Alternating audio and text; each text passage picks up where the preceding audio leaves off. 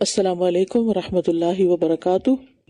الحمد للہ سبحانہ هو المبدئ المعید وهو الغفور الودود ذو العرش المجید فعال لما يريد احمده حمد الشاکرین واشکره فی کل حین ان اللہ هو الرزاق ذو القوة المتین۔ تمام قسم کی حمد اللہ سبحانہ وتعالی کے لیے ہے جو مخلوقات کی ابتدا کرنے والا اور ان کو دوبارہ جسمانی حالت میں لوٹانے والا ہے۔ وہ بخشنے والا اور محبت کرنے والا ہے، عرش کا مالک اور بزرگی والا ہے، جو چاہتا ہے وہ کرتا ہے۔ میں شکر گزاری کرنے والوں کی حمد کی طرح اس کی حمد کرتی ہوں اور ہر آن اس کا شکر ادا کرتی ہوں۔ بے شک اللہ ہی رزق دینے والا، صاحب قوت اور مضبوط ہے۔ 23واں پارہ۔ اور کیا ہے مجھے کہ میں اس کی عبادت نہ کروں جس نے مجھے پیدا کیا، اور تم سب اسی کی طرف لوٹائے جاؤ گے۔ اس سے پیچھے ہم دیکھ چکے ہیں کہ جس قوم کی طرف 3 پیغمبر بھیجے گئے اور انہوں نے سبھی کو جھٹلا دیا، یعنی اس قوم کے لوگوں نے مانا نہیں، تو شہر کے پرلے کنارے سے ایک شخص دوڑتا ہوا آیا اور وہ بولا کہ اے میری قوم، ان رسولوں کی پیروی کرو، ان کی پیروی کرو جو تم سے کوئی اجرت نہیں مانگتے اور ہدایت یافتہ بھی ہیں وہ۔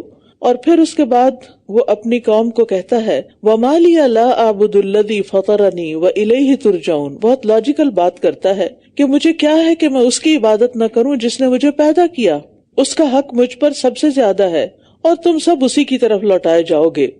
روایات میں اس شخص کا نام حبیب نجار بتایا گیا ہے۔ پیشے کے لحاظ سے یہ بڑھائی تھا اور دور پار کہیں رہتا تھا، لیکن اس نے جب دیکھا کہ قوم کے لوگ رسولوں کو تکلیف پہنچانے کے درپے ہیں، انہیں ختم کر دینے کے درپے ہیں، تو یہ جلدی سے وہاں پہنچا اور بڑے مؤثر انداز میں اپنی قوم کے لوگوں کو سمجھانے کی کوشش کی۔ اس شخص کا یہ عمل ہمارے لیے ایک بہترین نمونہ ہے۔ جب اسے یہ پتا چل گیا کہ پیغمبر حق پر ہیں اور درست بات کر رہے ہیں، تو اس نے اس بات پر اکتفا نہیں کیا کہ اپنی جگہ بیٹھ کر اللہ اللہ کرتا رہے کہ میرا کام تو یہ کہ میں اپنی فکر کروں، بلکہ حق کی گواہی دینے کے لیے جتنی جلدی ہو سکا وہ دوڑتا ہوا پہنچا۔ وَجَاءَ مِنْ أَقْصَى الْمَدِينَةِ رَجُلٌ يَسْعَىٰ، یسعیٰ کا مطلب ہے دوڑتا ہوا، اور اس نے اپنی جان کی پرواہ نہیں کی اور قوم کو پوری طرح سمجھانے کی کوشش کی، اور پھر یا قومی کہہ کر خیرخواہی کا اظہار کیا، لیکن قوم نے اس کی بات نہ مانی۔ ایک اور چیز جو اس کے طرز عمل سے سیکھنے کی ہے کہ اس نے توحید کی دعوت دینے میں حکیمانہ انداز اختیار کیا، اور یہ نہیں کہا کہ تم کیوں نہیں اللہ کو مانتے جس نے تمہیں پیدا کیا، بلکہ کیا کہا، میں کیوں نہ اللہ کی عبادت کروں جس نے مجھے پیدا کیا، یعنی بات اپنے اوپر لی اور لوگوں کو اپنی مثال سے سمجھایا۔ کیا میں اس کے سوا کچھ ایسے معبود بنا لوں کہ اگر رحمان مجھے کوئی نقصان پہنچانے کا ارادہ کر لے تو ان کی شفاعت مجھے کچھ بھی کام نہ آ سکے اور نہ ہی وہ مجھے بچا سکیں، یعنی اللہ کے سوا اگر میں کسی اور کی عبادت کرتا ہوں تو نہ ان کی سفارش میرے کام آئے گی اور نہ ہی ان کا اللہ پہ کوئی زور ہے کہ مجھے اللہ کی سزا سے بچا سکیں۔ اگر میں ایسا کروں تو بے شک میں تب کھلی گمراہی میں ہوں گا، بے شک میں تمہارے رب پر ایمان لے آیا، بس تم میری بات سنو۔ اب یہاں کہتا ہے کہ تمہارے رب پر، یعنی وہ صرف میرا رب ہی نہیں تمہارا رب بھی ہے۔ اب اس کے بیچ میں یوں پتا چلتا ہے اگلی آیت سے کہ اس شخص کو مار دیا گیا، یعنی حق بات کہنے والے کو ختم کر دیا گیا۔ قیل ادخل الجنہ، انہوں نے تو ختم کر دی اس کی زندگی، اس کی دنیا، لیکن اللہ سبحانہ تعالیٰ نے اس کو کیا خوشخبری دی، اس سے کہا گیا جنت میں داخل ہو جاؤ۔ قال یا لیت قومی یعلمون، کہنے لگا اے کاش میری قوم جان لیتی، بما غفر لی ربی وجعلنی من المکرمین، کہ میرے رب نے مجھے بخش دیا اور مجھے باعزت لوگوں میں شامل کر دیا۔ تو اصل کامیابی تو آخرت کی کامیابی ہے۔ جو جنت میں داخل کر دیا گیا وہ دراصل کامیاب ہو گیا، اور یہی اس شخص کے ساتھ معاملہ ہوا۔ اس سے یہ پتہ چلتا ہے یعنی جو اللہ کی بات کرتے ہوئے اللہ کی راہ میں مارا جائے وہ شہید ہے، اور جو شہید ہوا وہ سیدھا جنت میں جاتا ہے۔ تو اس سے بھی اندازہ لگائیں کہ اس کو اندازہ تھا کہ میری قوم میری بات نہیں مانے گی اور شاید مجھے مار ڈالے، لیکن اس نے اپنی جان کی پرواہ نہیں کی اور پھر بھی ان کی خیرخواہی کی، ان کو نصیحت کی، اور پھر مرنے کے بعد بھی خیرخواہی کی کہ کاش میری قوم کو پتہ چل جائے کہ میرے رب نے مجھے کس بات کی بنا پر بخش دیا۔ اس نے نہ کوئی نماز پڑھی تھی، نہ کوئی روزہ رکھا تھا، نہ ہی کوئی اور نیکی کا کام ابھی کیا تھا۔ سب سے پہلا کام کیا کیا؟ ایمان لا کر تبلیغ کا کام، لوگوں کو دین کی دعوت کا کام، اور اسی میں وہ ختم ہو گیا۔ ابھی تو اس نے مزید کچھ سیکھا ہی نہیں تھا، لیکن ایک لا الہ الا اللہ کہنے سے ساری زندگی کے گناہ معاف ہو جاتے ہیں. اور اگر اخلاص کے ساتھ انسان ایسا کرے اور اس کے بعد اس کی موت واقع ہو جائے تو جنت میں جانے سے اس کو کوئی چیز روک نہیں سکتی، کیونکہ جس کا آخری کلام لا الہ الا اللہ ہو وہ جنت میں جاتا ہے.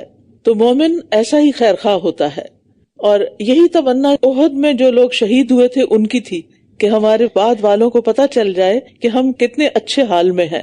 اور ہمارے لیے سبق کیا ہے کہ لوگوں کی مخالفت کے باوجود، لوگوں کی غلط فہمیوں کے باوجود اور ان کے تکلیف دینے کے باوجود انسان ان کے لیے خیر خواہی کے جذبات ہی دل میں رکھے اور صبر و استقامت کے ساتھ اپنا کام کیے چلے جائے. اور اہل مکہ کے لیے اس بات میں پیغام یہ تھا کہ نبی صلی اللہ علیہ وسلم تمہارے لیے ایسے ہی خیر خواہ ہیں جس طرح یہ مرد صالح اپنی قوم کے لیے خیر خواہ تھا. اور یہ بھی یاد رکھیے کہ اللہ اپنے دین کا کام کسی سے بھی لے سکتا ہے. ضروری نہیں کہ جن کو بات کہی جا رہی ہو جو سامنے بیٹھے ہوں وہی مانے. ہو سکتا ہے کہ دور بیٹھا ہوا کوئی شخص زیادہ بہتر طور پر بات سمجھ جائے اور وہ کام کر لے جو اللہ سبحانہ تعالیٰ اس سے چاہتا ہے. اس لیے انسان کو کبھی مایوس نہیں ہونا چاہیے کہ میں اتنی محنت کر رہا ہوں اور میری کوئی بات نہیں سنتا. ہمیشہ اللہ سبحانہ تعالیٰ سے اچھی توقع رکھنی چاہیے اور اپنے اندر جھانکتے رہنا چاہیے کہ وہاں اخلاص کس درجے پر ہے. وَمَا أَنزَلْنَا عَلَىٰ قَوْمِهِ مِن بَعْدِهِ مِن جُندٍ مِّنَ السَّمَاءِ وَمَا كُنَّا مُنزِلِينَ. اور ہم نے اس کے بعد اس کی قوم پر آسمان سے کوئی لشکر نہ اتارا اور نہ ہی ہم اتارنے والے تھے. یعنی اللہ سبحانہ تعالیٰ کے نزدیک وہ قوم بہت بے وقت تھی. اس کے حقیر ہونے کا اظہار کیا جا رہا ہے کہ ان کو ہلاک کرنے کے لیے آسمان سے فرشتوں کا کوئی لشکر اتارنے کی ضرورت نہیں تھی، بلکہ ایک فرشتے کی چیخ ہی کافی تھی. اللہ اپنے مومن بندوں کے لیے فرشتے نازل کرتا ہے جو ان کے دلوں کو مضبوط رکھتے ہیں، اور عذاب دینے والوں کو فرشتے کا ایک پر بھی کافی ہے اور ایک چیخ بھی کافی ہے. ان کانت الا صیحۃ واحدۃ فاذا هم خامدون. وہ تو بس ایک زور کی چنگھاڑ ہی تھی، یکا یک وہ سب بجھ کر رہ گئے. ہائے افسوس بندوں پر، ان کے پاس جو بھی رسول آیا وہ اس کا مذاق ہی اڑاتے رہے. اور یہ ہر دور میں ہوتا رہا، جس نے بھی دین کا پیغام بتایا سنایا لوگوں نے اس کا مذاق ہی اڑایا. کیا انہوں نے دیکھا نہیں کہ ان سے پہلے کتنی ہی امتوں کو ہم نے ہلاک کر دیا، یقیناً وہ ان کی طرف لوٹ کر نہیں آئیں گے. یعنی مرنے کے بعد کوئی بھی دنیا میں واپس نہیں آ سکتا. بعض لوگوں کا یہ عقیدہ ہے نا آواگان کا کہ اگر کوئی شخص اپنی پہلی زندگی میں اچھے کام کرتا ہے تو دوبارہ دنیا میں آتا ہے اچھے روح کی شکل میں، اور اگر برے کام کرتا ہے تو بری صورت میں آتا ہے. اس کو عقیدہ تناسخ کہتے ہیں، لیکن مسلمان اس سے اگری نہیں کرتے. قیامت کے دن ہی سب دوبارہ اٹھائے جائیں گے. دنیا میں پلٹ پلٹ کے کوئی نہیں آتا. یعنی پچھلا جنم اور نیا جنم اور اگلا جنم یہ ایک ہی جنم ہے مرنے کے بعد، اور وہ ہے قیامت کے دن. وَإِن كُلٌّ لَمَّا جَمِيعٌ لَدَيْنَا مُحْضَرُونَ. اور یہ سب کے سب ہمارے پاس حاضر کیے جائیں گے. وَآيَةٌ لَهُمُ الْأَرْضُ الْمَيْتَةُ. اور مردہ زمین ان کے لیے ایک نشانی ہے. ہم نے اسے زندہ کیا اور اس سے غلہ نکالا تو اس میں سے وہ کھاتے ہیں. یعنی بنجر اور بے آباد زمین بھی اللہ کی نشانیوں میں سے ایک نشانی ہے کہ کس طرح اس پر بارش برستی ہے تو وہ پھل پھول لاتی ہے اور اس سے غلہ پیدا ہوتا ہے جو کہ اکثر غذاؤں کا حصہ ہے. وَجَعَلْنَا فِيهَا جَنَّاتٍ مِّن نَخِيلٍ وَأَعْنَابٍ. اور ہم نے اس میں کھجوروں اور انگوروں کے باغات پیدا کیے اور اس میں کئی چشمے جاری کر دیے. یعنی یہاں دو پھلوں کا ذکر خاص طور پر ہے، انگور اور کھجور، کیونکہ عربوں کے ہاں زیادہ تر یہی دو پھل تھے جو وہاں اگتے تھے. اور عمومی طور پر بھی یہ دونوں پھل بہت ہی زیادہ نیوٹریشس ہیں اور ان میں بہت سے فائدے بھی ہیں. اور پھلوں سے پہلے غلے کا ذکر کیا گیا کیونکہ غلہ جو ہے اسٹیپل فوڈ ہے. لِيَأْكُلُوا مِن ثَمَرِهِ وَمَا عَمِلَتْهُ أَيْدِيهِمْ أَفَلَا يَشْكُرُونَ. تاکہ وہ اس کے پھل کھائیں اور اس کو ان کے ہاتھوں نے نہیں بنایا، پھر کیوں وہ شکر ادا نہیں کرتے. یعنی غلے ہوں، باغات ہوں، چشمے ہوں، یہ کسی کی کوشش اور محنت سے پیدا نہیں ہوتے بلکہ اللہ تعالیٰ پیدا کرتا ہے. یعنی اگر اللہ پیدا نہ کرے تو کوئی اپنی محنت سے نہیں اگا سکتا. سبحان الذی خلق الازواج کلھا. پاک ہے وہ ذات جس نے سب کے سب جوڑے پیدا کیے، خواہ ان میں سے جو زمین اگاتی ہے اور خواہ ان کے اپنے نفسوں میں سے اور خواہ ان میں سے جنہیں وہ جانتے بھی نہیں. یہاں پر اللہ سبحانہ تعالیٰ نے اپنی کچھ صفات کا ذکر کیا ہے، اپنے کچھ افعال کا ذکر کیا ہے کہ اللہ سبحانہ تعالیٰ تو وہ ہے جو یہ سارے کام کرتا ہے. جن کو یہ شریک بناتے ہیں اللہ کا، بتائیں انہوں نے کیا کیا ہے، انہوں نے کیا پیدا کیا، انہوں نے کیا تخلیق کیا. اور پھر خاص یہاں اللہ تعالیٰ کی نشانیوں میں سے ایک نشانی کہ اس نے ہر چیز کو جوڑا جوڑا بنایا، اور اس میں مرد اور عورت کے لیے تو جوڑا ہے ہی، ہر ایک دوسرے کے لیے زوج یا اسپاؤز ہوتا ہے. اس کے علاوہ حیوانات میں بھی یہ چیز ہے، حتیٰ کہ نباتات کے اندر، اور یہ کہا جاتا ہے کہ ہر چیز کے اندر جوڑا ہے. سورۃ زاریات میں آتا ہے وَمِن كُلِّ شَيْءٍ خَلَقْنَا زَوْجَيْنِ لَعَلَّكُمْ تَذَكَّرُونَ، اور ہر چیز سے ہم نے دو قسمیں بنائی تاکہ تم نصیحت حاصل کرو. تو نباتات کے اندر جیسے پودوں میں مثلا کھجور اور انار کے درخت جو ہیں یہ نر بھی ہوتے ہیں اور مادہ بھی ہوتے ہیں. جب پھل لگنے کا موسم ہوتا ہے تو پھر ہوائیں نر درختوں کا بیج اٹھا کر پولینیشن کرتی ہیں، مادہ درختوں کے اوپر ڈالتی ہیں، اور اس طرح چیزیں پیدا ہوتی ہیں. اسی طرح جامد اشیاء میں بھی، جمادات کے اندر بھی مثبت اور منفی چیزیں ہوتی ہیں، حتیٰ کہ ایٹم کے اندر بھی آپ دیکھیں کہ پازیٹیو نیگیٹو ہوتا ہے. اور اسی طرح بعض اوقات ایک دوسرے کے مخالف چیز کا بھی جوڑا ہوتا ہے، جیسے دھوپ اور سایہ، رات اور دن، اور اسی طرح روشنی اور اندھیرا. پھر یہ سلسلہ بہت وسیع ہے، یہاں تک ریسرچ ہو چکی ہے کہ پانی کے اندر بھی یہ چیز پائی جاتی ہے، لیکن تنہا صرف ایک ہی ذات ہے جس کا کوئی جوڑا نہیں، اور وہ ہے اللہ رب العزت کی ذات. اور رات بھی ان کے لیے ایک نشانی ہے، جس سے ہم دن کو کھینچ لیتے ہیں تو یکایک یہ اندھیرے میں رہ جاتے ہیں، اور سورج اپنے ٹھکانے کی طرف چل رہا ہے. یہ اندازہ ہے بہت زبردست خوب علم والے کا، یعنی سورج اپنے وقت یا جگہ کی طرف چلا جا رہا ہے، اور اس کے چلنے اور ٹھہر جانے کا وقت بھی مقرر ہے. جب اللہ نے حکم دیا وہ چل پڑا، اور جب اللہ تعالیٰ اس کو حکم دے گا وہ ٹھہر جائے گا، اور اس کے ٹھہرنے کی جگہ بھی مقرر کی ہے. وَالْقَمَرَ قَدَّرْنَاهُ مَنَازِلَ حَتَّى عَادَ كَالْعُرْجُونِ الْقَدِيمِ، اور چاند ہم نے اس کی منزلیں مقرر کر رکھی ہیں یہاں تک کہ وہ دوبارہ پلٹ کر کھجور کی سوکھی پرانی شاخ کی طرح ہو جاتا ہے. یعنی چاند ہمیشہ ایک شکل میں نہیں رہتا، بلکہ پہلے بڑھتا ہے اور پھر آہستہ آہستہ گھٹتا ہے. اللہ تعالیٰ نے اس کی 28 منزلیں مقرر کی ہیں جن میں وہ نظر آتا ہے، پھر 1 یا 2 دن غائب رہ کے دوبارہ طلوع ہو جاتا ہے. پہلی رات وہ پتلی ٹیڑھی سی لکیر کی طرح ہوتا ہے جس کی روشنی بھی مدھم ہوتی ہے، پھر بڑھتا ہوا 14ویں رات کو پورا چاند روشن ہو جاتا ہے، پھر گھٹتا ہوا 28ویں رات کو دوبارہ اسی حالت میں پلٹ آتا ہے جس سے اس کا آغاز ہوا تھا، کل ارجون القدیم، جس کو کھجور کی پرانی ٹیڑھی بے رونق ڈنڈی کے ساتھ تشبیہ دی ہے. اور لاکھوں سال سے چاند اسی طرح گھٹتا اور بڑھتا ہے، اسی طرح طلوع اور غروب ہوتا ہے. تو جو رب ان چیزوں کو اتنے ڈسپلن میں رکھے ہوئے ہے، اس کے لیے انسان کو دوبارہ پیدا کرنا اور اس کا حساب لینا کچھ مشکل نہیں. پھر فرمایا للشمس ينبغي لها ان تدرك القمر، سورج کے لائق نہیں کہ وہ چاند کو جا پکڑے، اور نہ رات دن سے سبقت کرنے والی ہے، اور سب کے سب ایک مدار میں تیر رہے ہیں. یہ اللہ کی قدرت پر چوتھی دلیل ہے، یعنی چاند کی روشنی کے ظہور کا وقت رات ہے. یہ نہیں ہو سکتا کہ رات کو جب چاند چمک رہا ہو تو اچانک سورج بھی طلوع ہو جائے کہیں سے، ایسا نہیں ہوتا. اور یہ بھی نہیں ہو سکتا کہ ابھی دن کا کچھ حصہ باقی ہو اور اچانک رات آ جائے. ان نشانیوں کا مقصد یہ نہیں کہ کوئی خاص فلکیات کے علوم سکھانا ہے انسان کو، بلکہ انسان کو یہ سمجھایا جا رہا ہے کہ تم جدھر بھی آنکھ کھول کے دیکھو گے وہیں اللہ کی کوئی نہ کوئی نشانی نظر آئے گی جو تمہیں اللہ تعالیٰ کی پہچان کراتی ہے. اور خاص طور پر نظام شمسی جو ہے وہ ایک بہت بڑی نشانی ہے، اور اس کا مرکز جو ہے سورج ہے، جو ہماری زمین سے تقریباً 3 لاکھ گنا بڑا ہے. یعنی سورج کا حجم جو ہے 3 لاکھ ٹائم ہماری زمینیں بنائیں تو پھر وہ بنے گا.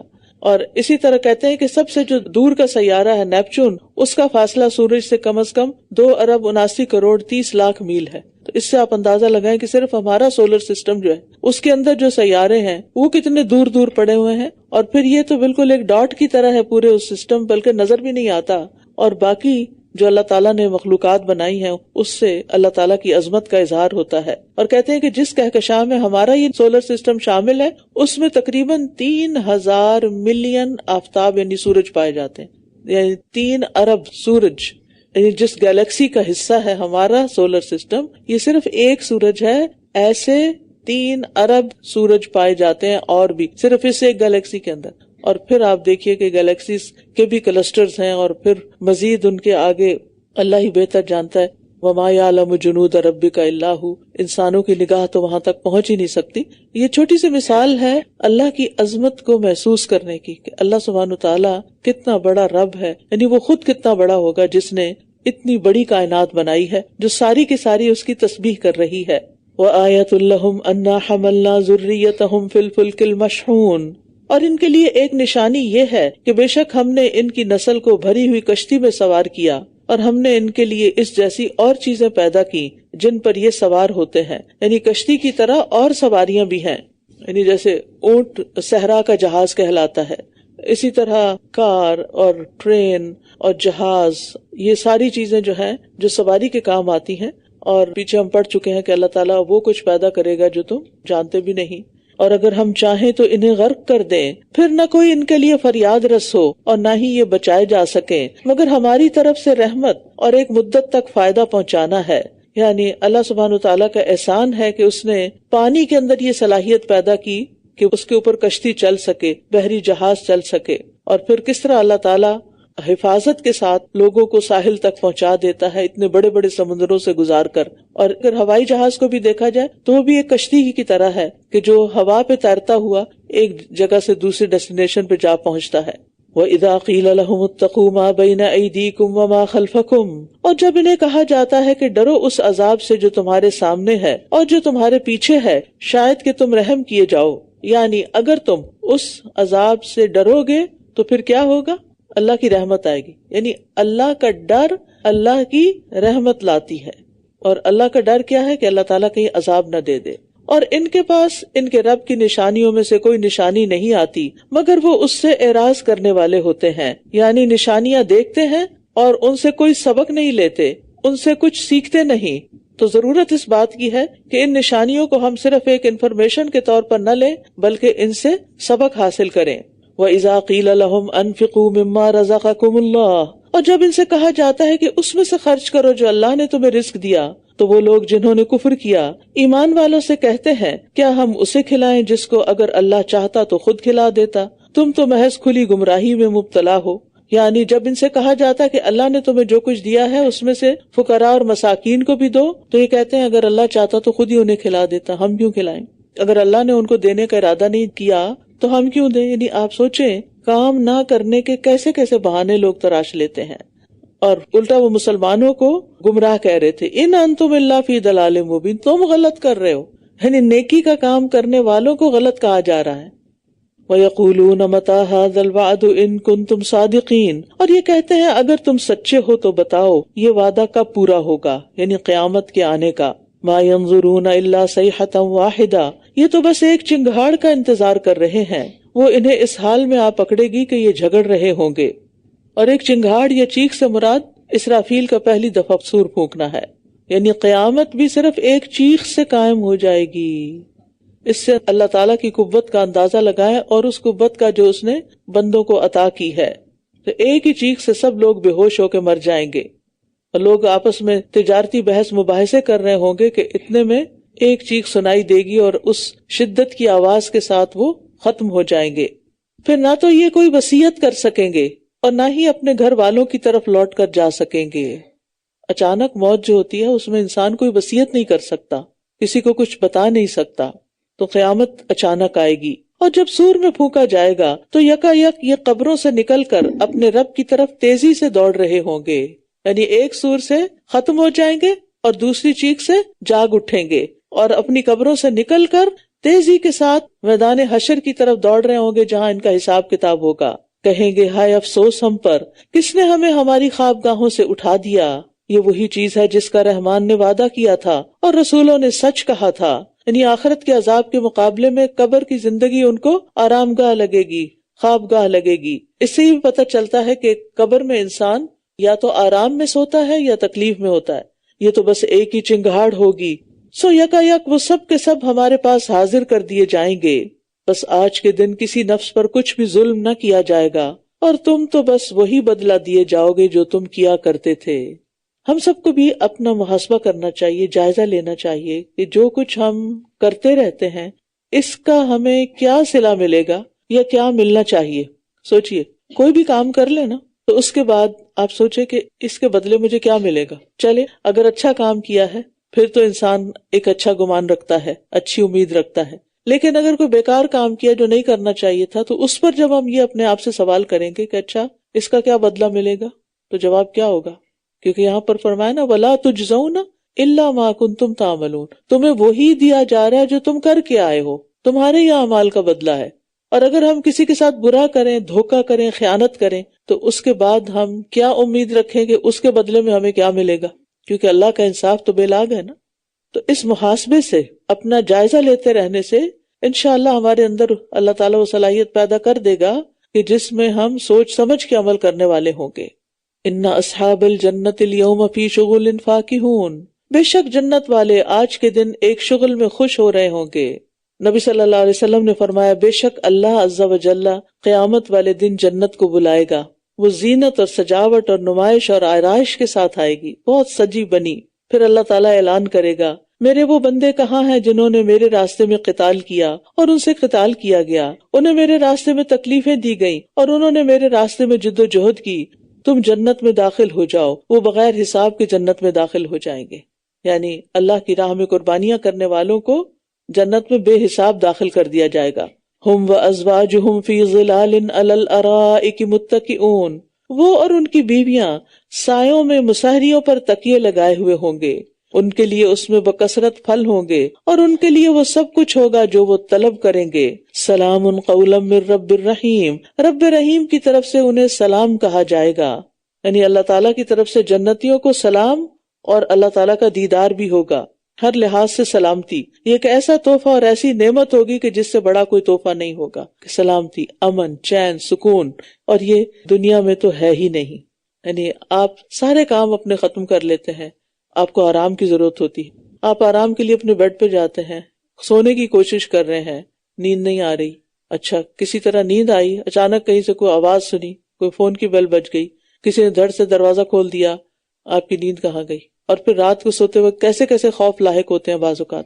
اچھا ایسا کبھی ہو نا کہ کوئی بھی چیز اوور ویلمنگ ہو جائے، بار بار دل دماغ پہ آئے، سونے نہ دے، تو سبحان اللہ والحمد للہ ولا الہ الا اللہ واللہ اکبر کی تسبیح پڑھا کریں۔ وامتازوا اليوم ایھا المجرمون، اور اے مجرموں آج کے دن تم الگ ہو جاؤ۔ جنتیوں کی تکریم کے بعد اب جہنمیوں سے گفتگو کی جا رہی ہے کہ دنیا میں تم جنتیوں کے ساتھ رہتے تھے، لیکن آج تمہارا ان سے کوئی تعلق نہیں، کیونکہ تمہارے اور ان کے اعمال میں بہت فرق ہو گیا تھا، تمہارے اور ان کے ایمان میں فرق تھا، وہ ماننے والے تھے اور تم ماننے والے نہیں تھے، وہ نماز ادا کرنے والے تھے اور تم ادا کرنے والے نہیں تھے، وہ روزے رکھنے والے تھے اور تم روزے نہیں رکھتے تھے، وہ زکوٰۃ دیتے تھے تم زکوٰۃ نہیں دیتے تھے، وہ حج کرتے تھے تم حج نہیں کرتے تھے، وہ لوگوں کی خدمت کرتے تھے اور تم اس کام کے لیے آگے نہیں بڑھتے تھے۔ یعنی جنت میں جو کام لے جانے والے ہیں ان کی زندگی اس سے بالکل اپوزٹ تھی۔ تو بھلے ایک گھر میں رہتے ہوں، ہسبینڈ وائف ہوں، بچے ہوں، اگر اس دین پر نہیں جس کا اللہ نے تقاضا کیا ہے تو پھر یہ محبتیں اور یہ ساتھ صرف دنیا تک کے لیے، آگے ان کو سیپریٹ کر دیا جائے گا۔ الم اعہد الیکم یا بنی آدم اللہ تعبدوا الشیطان انہ لکم عدو مبین، اے بنی آدم کیا میں نے تمہیں یہ تاکید نہ کی تھی کہ تم شیطان کی عبادت نہ کرنا، بے شک وہ تمہارا کھلا دشمن ہے۔ اس عہد سے مراد عہد الست ہے جو حضرت آدم کی پشت سے نکالنے کے وقت لیا گیا تھا، یا وہ وصیت ہے جو پیغمبروں کی زبانی لوگوں کو کی جاتی رہی۔ تو یہاں پر اللہ تعالیٰ نے ہمیں روکا کس چیز سے؟ شیطان کی عبادت یعنی اطاعت کرنے سے، اس کے وسوسے قبول کرنے سے، کیونکہ وہ کھلا دشمن ہے اور اس نے قسم کھا رکھی ہے کہ میں انسانوں کو ضرور گمراہ کر کے اپنے ساتھ جہنم میں لے جاؤں گا۔ وَأَنِ اعْبُدُونِي هَذَا صِرَاطٌ مُسْتَقِيمٌ، اور یہ کہ تم میری عبادت کرنا یہی سیدھا رستہ ہے، اور یقیناً اس نے تم میں سے بہت سی مخلوق کو گمراہ کر دیا، کیا پھر بھی تم عقل سے کام نہیں لیتے تھے؟ یہی وہ جہنم ہے جس کا تم وعدہ دیے جاتے تھے، آج کے دن اس میں داخل ہو جاؤ، اس لیے کہ تم کفر کیا کرتے تھے۔ اليوم نختم على افواہہم وتکلمنا ایدیہم وتشہد ارجلہم بما كانوا یکسبون، آج ہم ان کے منہ پر مہر لگا دیں گے اور ان کے ہاتھ ہم سے کلام کریں گے اور ان کے پاؤں اس کمائی کی گواہی دیں گے جو وہ کیا کرتے تھے۔ منہ پر مہر لگانے کی ضرورت کیوں پیش آئے گی؟ تاکہ وہ بولنے کی طاقت سے محروم ہو جائے، لیکن اللہ سبحانہ وتعالیٰ دوسرے اعضاء کو زبان دے دے گا، ہاتھ بولیں گے، پاؤں بولیں گے کہ ہم نے فلاں فلاں فلاں دن فلاں فلاں کام کیا تھا، اور انسان کے اعضاء قیامت کے دن انسان کے خلاف گواہی دیں گے۔ قیامت کے دن ایک شخص آئے گا اور کہے گا، اے میرے رب، میں تجھ پر، تیری کتابوں پر، تیرے رسولوں پر ایمان لایا اور میں نے نماز پڑھی، اس سے جس قدر ہوگا اپنی نیکی کی تعریف کرے گا کہ میں نے بہت نیکیاں کی۔ پھر اللہ تعالیٰ فرمائے گا، ہم ابھی تیرے خلاف گواہ بھیجتے ہیں، پھر اس کے منہ پر مہر لگا دی جائے گی اس کی ران، اس کا گوشت اس کی ہڈیوں سے کہا جائے گا بولو، پھر اس کی ران، اس کا گوشت، اس کی ہڈیاں اس کے اعمال کی گواہی دیتے ہوئے بولیں گی کہ اس نے کیا کیا کام کیے تھے اور کیسے کیے تھے۔ اور اگر ہم چاہیں تو ان کی آنکھوں کو مٹا دیں، پھر یہ راستے کی تلاش میں دوڑیں تو یہ کیسے دیکھ سکیں گے، اور اگر ہم چاہیں تو انہیں ان کی جگہوں پر ہی مسخ کر دیں تو نہ یہ آگے چلنے کی استطاعت رکھتے ہوں اور نہ یہ پلٹ سکیں۔ مسخ کا مطلب ہے کہ انسان کی شکل انسان کے علاوہ کسی اور شکل میں بدل دینا، جیسے پچھلی قوموں کو بندر اور خنزیر بنایا گیا تھا تو وہ مسخ ہوئے تھے، یا صرف شکل نہیں، پورے کا پورا بندر یا پورے کا پورا خنزیر وغیرہ بنا دیا جانا، اور یا پھر کسی کو پتھر بنا دینا، اسٹیچو، انسان کو ادھر ہی جہاں ہے وہیں پتھر کے مجسمے بن جائے۔ وَمَن نُعَمِّرْهُ نُنَكِّسْهُ فِي الْخَلْقِ أَفَلَا يَعْقِلُونَ، اور جسے ہم لمبی عمر دیتے ہیں اسے ہم ساخت میں الٹا کر دیتے ہیں، کیا پھر بھی یہ عقل سے کام نہیں لیتے؟ یعنی جوانی سے بڑھاپے تک کا سفر کیسے آتا ہے کہ آہستہ آہستہ ایک ایک دن کر کے گزرتا جاتا ہے، اور انسان کے اندر کمزوری واقع ہونے لگتی ہے، ناتوانی واقع ہونے لگتی ہے، انسان کے جسم کے اعضاء پوری طرح فنکشن نہیں کرتے کیونکہ جسم کے اندر وہ قوت نہیں جاری ہوتی غذائی جو جانی چاہیے۔ نتیجہ کیا ہوتا ہے کہ انسان ایسی ایسی بیماریوں میں گھر جاتا ہے کہ جس کا اس نے کبھی سوچا بھی نہیں ہوتا، تو بڑھاپے میں پھر انسان بچہ بن جاتا ہے، دوسروں کا محتاج ہو جاتا ہے، بات بات پہ رونے لگتا ہے، ناراض ہونے لگتا ہے۔ وَمَا عَلَّمْنَاهُ الشِّعْرَ وَمَا يَنبَغِي لَهُ، اور ہم نے اسے شعر نہیں سکھایا اور نہ ہی یہ اسے زیب دیتا ہے، یہ تو بس ایک نصیحت اور واضح قرآن ہے تاکہ وہ اسے خبردار کر دے جو زندہ ہو اور کافروں پر عذاب کی بات ثابت ہو جائے۔ یعنی جسے اللہ نے سوچنے سمجھنے کی صلاحیتیں دے رکھی ہیں صرف وہی بصیرت رکھتا ہے اور وہی صحیح معنوں میں فالو کرے گا، جو اس کے برعکس زندگی بسر کر رہا ہے تو اس کو اس سے کوئی فائدہ نہیں ہوگا۔ اولم يروا انا خلقنا لهم مما عملت ایدینا انعاما فهم لها مالکون، کیا بھلا انہوں نے دیکھا نہیں کہ بے شک ہم نے ان چیزوں میں سے جنہیں ہمارے ہاتھوں نے بنایا ان کے لیے مویشی پیدا کیے جن کے وہ مالک بنے ہوئے ہیں۔ یہاں سے پھر توحید اور اس کے بعد آخرت کے دلائل کا بیان ہے۔ ویسے تو اللہ سبحانہ تعالیٰ نے ہر چیز کو پیدا کیا، یہاں خاص طور پر اپنے ہاتھوں سے بنانے کی بات کی تاکہ کسی اور کی شراکت کی بات ہی نہ ہو۔ مثلا ہم کہتے ہیں نا کہ میں نے بنایا، اور ایک کہتے ہیں میں نے اپنے ہاتھوں سے بنایا، ان دو باتوں میں فرق ہے، بہت بڑا فرق ہے۔ میں نے اپنے ہاتھوں سے بنایا یعنی میں نے ہی بنایا، کسی اور نے نہیں بنایا، اور ہم نے انہیں ان کے لیے مطیع کر دیا، تو ان میں سے کچھ ان کی سواریاں ہیں اور ان میں سے کچھ کو یہ کھاتے ہیں۔ یعنی اللہ نے چوپایوں کو انسانوں کے قابو میں بس میں کیا تاکہ انسان ان سے فائدہ اٹھا سکیں۔ اگر یہ دوسرے جنگلی جانوروں کی طرح ہوتے تو انسان ان سے وحشت کھاتا، ان کے قریب بھی نہ جاتا، کہاں یہ کہ مالک بنتے، کوئی اپنے گھر میں شیر کیوں پالے گا؟ اور ان کے لیے ان میں بہت سے فائدے اور پینے کی چیزیں ہیں، کیا پھر بھی یہ شکر ادا نہیں کرتے؟ یعنی سواری اور گوشت کے علاوہ بھی ان سے بہت سے فائدے حاصل ہوتے ہیں، ان کی کھال، چربی، سینگ، بال، آنتیں، اور ان سے چیزیں بنتی ہیں مختلف، پھر ان سے کھیتی باڑی کی جاتی ہے، ان کی گوبر کی کھاد بنتی ہے، جلانے کے کام آتا ہے، اور اس کے علاوہ بھی انسان کو بہت سی پینے کی چیزیں یعنی بائی پروڈکٹ جو دودھ کے ہیں وہ حاصل ہوتے ہیں، یعنی دودھ سے پھر دہی اور لسی اور مکھن اور پنیر اور حلوے، اور انہوں نے اللہ کے سوا کئی معبود بنا رکھے ہیں تاکہ وہ مدد کیے جائیں، یہ ان کی مدد کی استطاعت نہیں رکھتے بلکہ یہ خود ان کے لیے حاضر کیے گئے لشکر ہیں، یعنی خونِ خدمت کرنی پڑتی ہے ان کی۔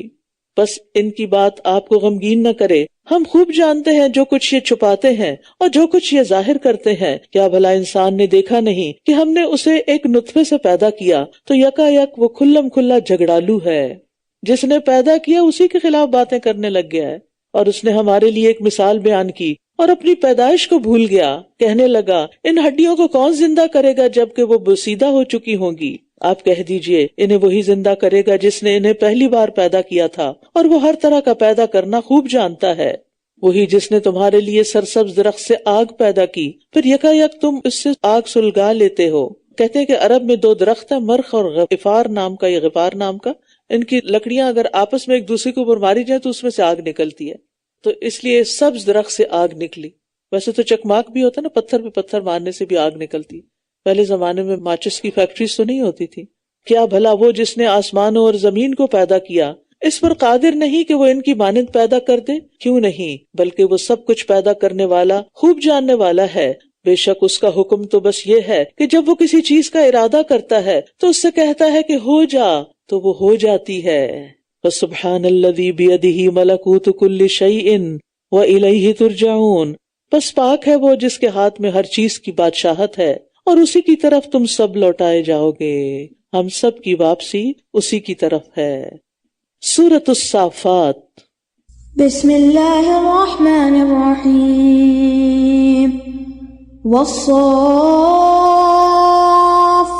صفا فالزاجرات زجرا فالتاليات ذکرا ان الہکم لواحد رب السماوات والارض وما بینہما ورب المشارق انا زینا السماء الدنیا بزینة الكواكب وحفظا من كل شيطان مارد لا يسمعون إلى الملأ الأعلى ويقذفون من كل جانب دحورا ولهم عذاب واصب إلا من خطف الخطفة فأتبعه شهاب ثاقب. بسم اللہ الرحمن الرحیم. قسم ہے صف باندھنے والے فرشتوں کی قطار در قطار. کلام کرنے سے پہلے قسم کھائی گئی. یہ قسم عموماً تاکید کے لیے ہوتی ہے. جب سامنے والا کسی بات کا انکار کرے، منکر ہو، تو اس کو سمجھانے کے لیے، اس کو اچھی طرح بتانے کے لیے قسم کھا کے بات کی جاتی ہے. بعض اوقات کسی بات کی عظمت اور اہمیت واضح کرنے کے لیے بھی قسم کھائی جاتی ہے. تو قرآن مجید کی اکثر قسمیں جو ہیں ان کو اگر دیکھا جائے تو یوں معلوم ہوتا ہے کہ وہ عموماً اس بات کی دلیل ہوتی ہیں جو قسم کے بعد بیان ہو رہی ہوتی ہے. تو یہاں صافات یعنی صفے باندھنے والوں کی قسم کھائی گئی. اکثر مفسرین اس سے مراد فرشتے لیتے ہیں. فرشتے اپنے رب کے پاس صفوں میں کھڑے ہوتے ہیں. نبی صلی اللہ علیہ وسلم نے فرمایا، کیا تم اس طرح صفے نہیں بناتے جس طرح فرشتے اپنے رب کے پاس صفے بناتے ہیں؟ پورے ڈسپلن میں کھڑے ہوتے ہیں. ہم نے کہا اللہ کے رسول، فرشتے اپنے رب کے پاس کس طرح صفیں بناتے ہیں؟ آپ نے فرمایا وہ پہلی صفیں مکمل کرتے ہیں اور صف میں چونا گچ ہو کے کھڑے ہوتے ہیں، بالکل ساتھ جڑ کے. آج کل خواتین بھی ماشاءاللہ خوب مساجد میں تراویح پڑھنے جاتی ہیں، لیکن صف بنانے کا نہیں پتا. جب نماز پڑھنے کا شوق ہے تو پھر صف بھی بنائیں، کیونکہ صف نماز کا حصہ ہے. اگر آپ سب کو چھوڑ کے کسی کونے میں الگ پڑھ رہے ہیں یا دو صفیں چھوڑ کے تیسری جگہ پہ صف بنا لی ہے، کہیں جہاں دل چاہے کھڑے ہو گئے، تو اس سے پھر نماز میں خلل آتا ہے، ہو سکتا ہے نماز ہی نہ ہو. تو اس لیے میک شور کہ جب جماعت کھڑی ہو تو کہیں بھی خلا ہو تو فوراً اس کو بھرنے کی کوشش کریں. کندھے سے کندھا ملا ہوا ہو، ٹخنے سے ٹخنا ملا ہو. خواتین کے لیے ٹخنے ملانا جسم عموماً بھاری ہوتے ہیں، مشکل ہوتی ہے مختلف وجوہات کی بنا پر، تو ایسی صورت میں ایٹ لیسٹ اپنا کندھا تو ملائیں کہ جس میں گیپ نہ ہو دوسرے کے ساتھ. اور یہ بھی ہوتا ہے کہ جب سجدے میں جاتے ہیں تو پھر گیپ ہو جاتا ہے، تو اس میں بھی انسان اپنی طرف سے اعتدال اختیار کرے کہ بہت بڑا گیپ نہ ہو. اور یاد رکھیے دلوں کی درستگی کا انحصار بھی صفوں کی درستگی پر ہے. رسول اللہ صلی اللہ علیہ وسلم صفوں کے درمیان ایک طرف سے دوسری طرف کو چلتے جاتے. صحابی کہتے ہیں آپ ہمارے سینوں اور کندھوں پر ہاتھ پھیرتے اور فرماتے آگے پیچھے نہ ہو، یعنی برابر کھڑے ہو، ورنہ تمہارے دلوں میں بھی اختلاف ہو جائے گا. یعنی اگر تم اس طرح کھڑے ہوئے آگے پیچھے ہو کے کوئی آگے یا کوئی پیچھے، سب برابر نہیں، تو پھر دل بھی جدا ہو جائیں گے. اور آپ فرمایا کرتے تھے بے شک اللہ پہلی صفوں میں آنے والوں پر رحمت نازل کرتا ہے اور اس کے فرشتے پہلی صف والوں کے لیے دعائیں کرتے ہیں. یہ مردوں کے لیے، عورتوں کے لیے پچھلی صفیں پسندیدہ، لیکن اگر جگہ خالی ہے تو صرف اس لیے کہ پیچھے زیادہ بہتر ہے میں پیچھے چلی جاؤں، یہ درست نہیں. جو پہلے آئے وہ پہلی صفیں بنائے اور پھر جو بعد میں آتے جائیں وہ پیچھے کی صفیں بنائے. فالزاجرات زجرا فالتالیات ذکرا ان الہکم لواحد. پھر ڈانٹنے والوں کی سخت ڈانٹنا، پھر ذکر کی تلاوت کرنے والوں کی قسم، بے شک تمہارا معبود ایک ہی ہے. یعنی ان فرشتوں کی قسم کھائی جا رہی ہے جن کی ڈانٹ معمولی نہیں، ایسی زبردست ہوتی ہے کہ کوئی ان کے سامنے دم نہیں مار سکتا. مثلا موت کے فرشتے، اخرجوا انفسکم، ڈانٹ کے کہتے نکالو اپنی جان، کیونکہ روح جو ہے وہ اندر گھوم رہی ہوتی ہے.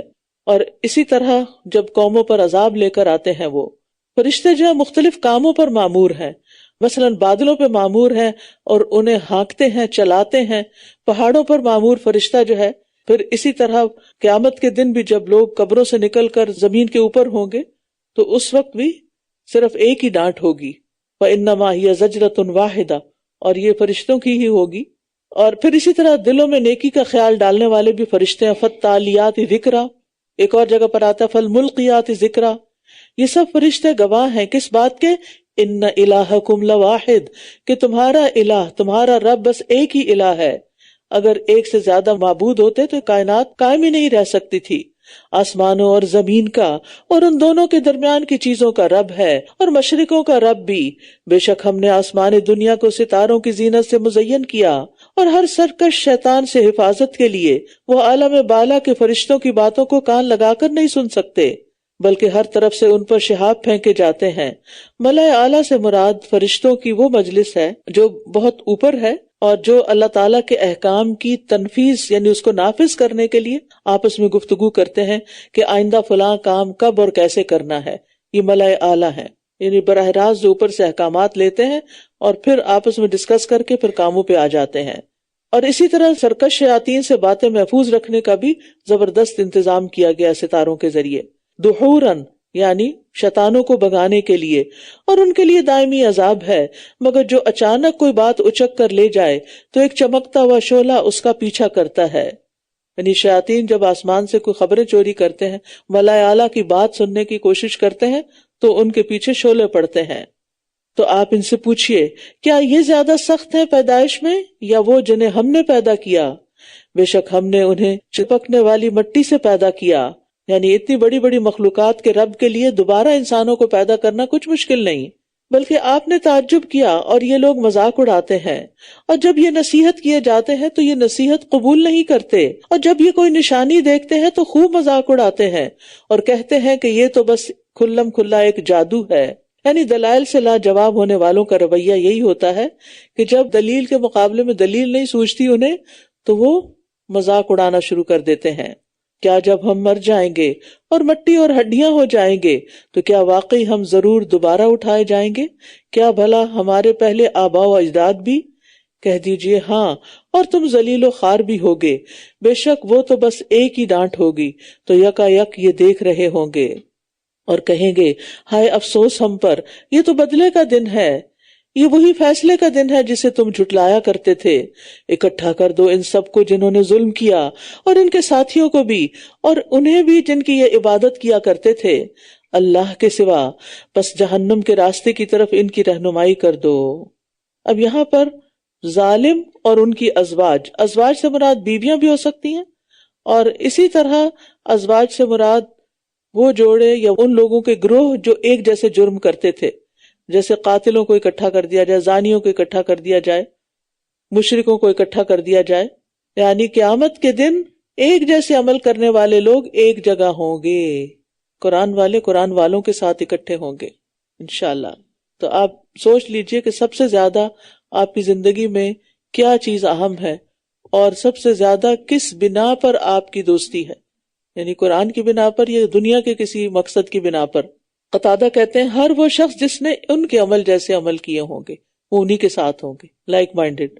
وقفوہم انہم مسئولون، اور انہیں ٹھہراؤ بے شک یہ باز پرس کیے جائیں گے، یعنی پل صراط کے پاس ان سے پوچھا جائے گا ان کے تمام اقوال اور افعال کے بارے میں.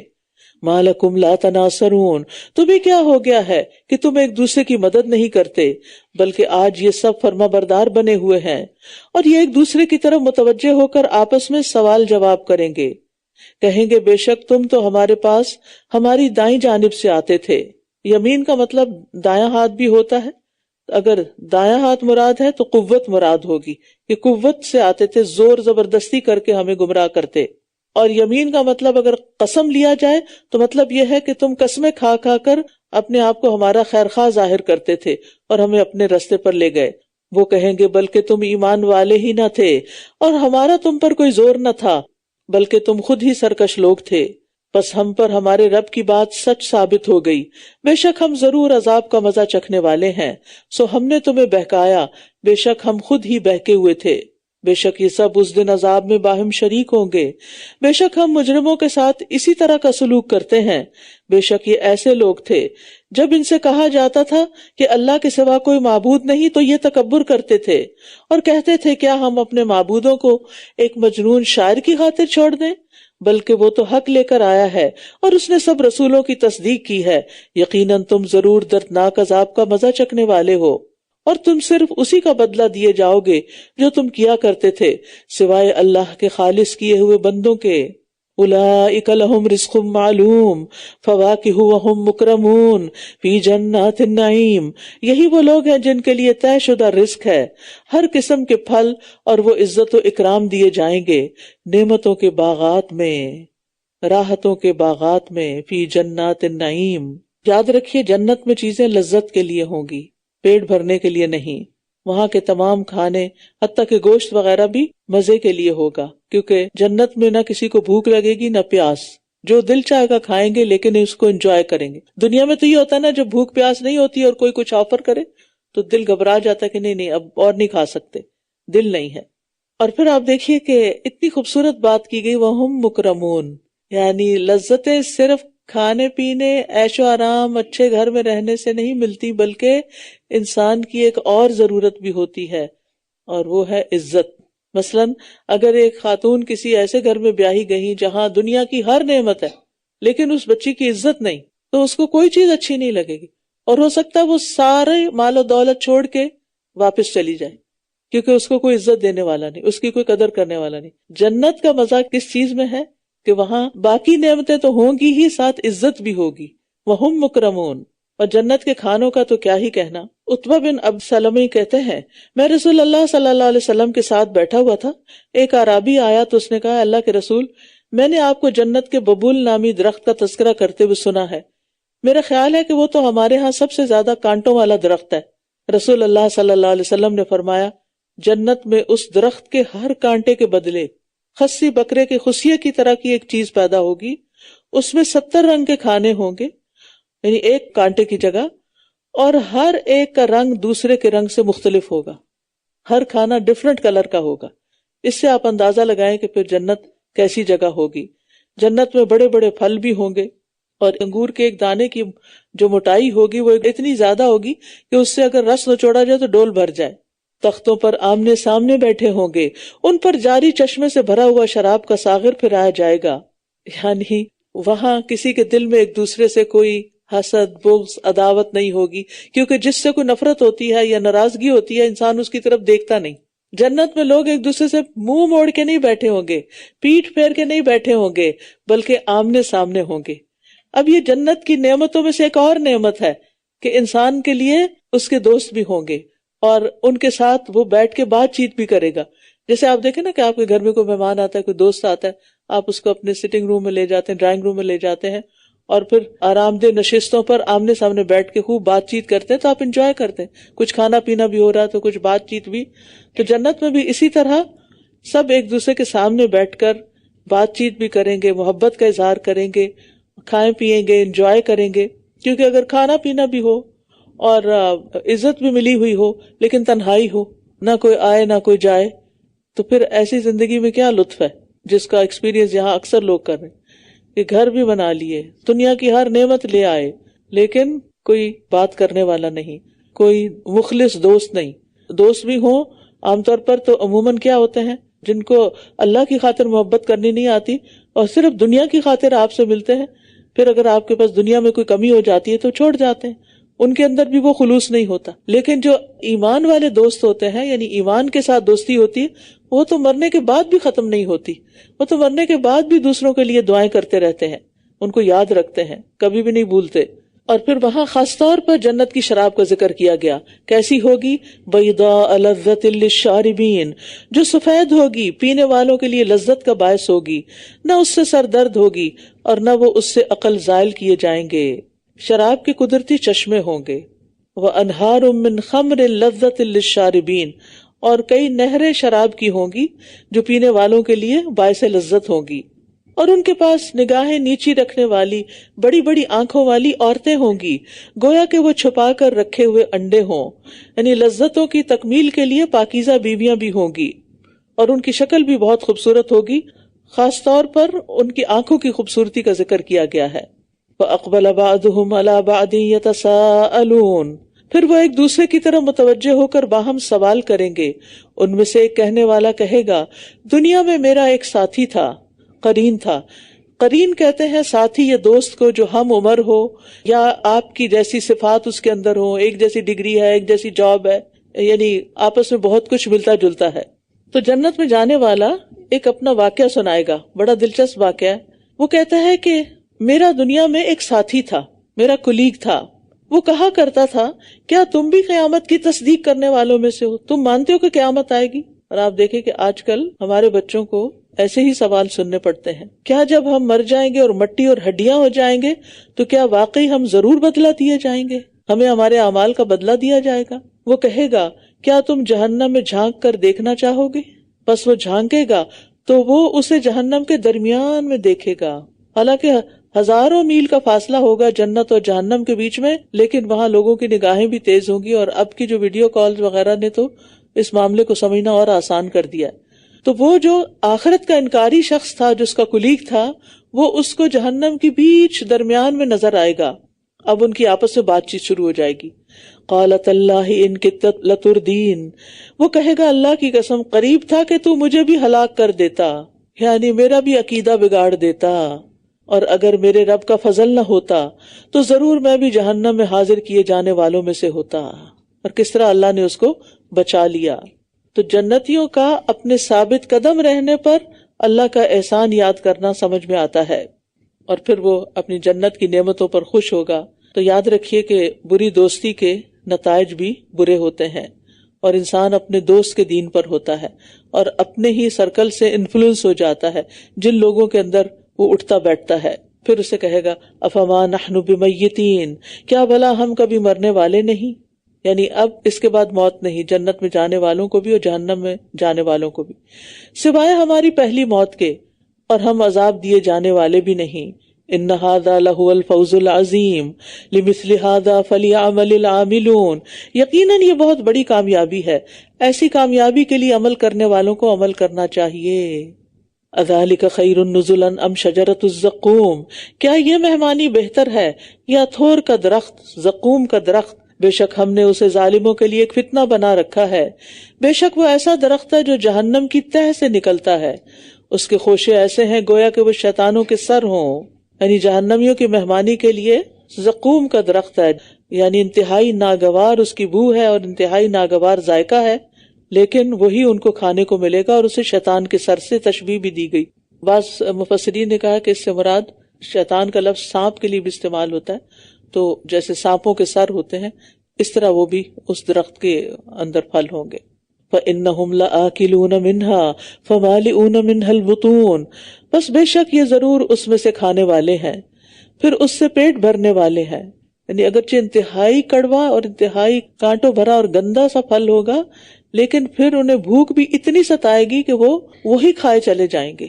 پھر ان کے لیے اس کے اوپر یقیناً کھولتے پانی کی آمیزش ہوگی، یعنی پینے کو پھر ابلتا پانی ملے گا، اس پر مجبور کیا جائے گا، اور جو پیٹ کاٹ کے رکھ دے گا ان کا. پھر بے شک ان کی واپسی اسی جہنم کی طرف ہوگی.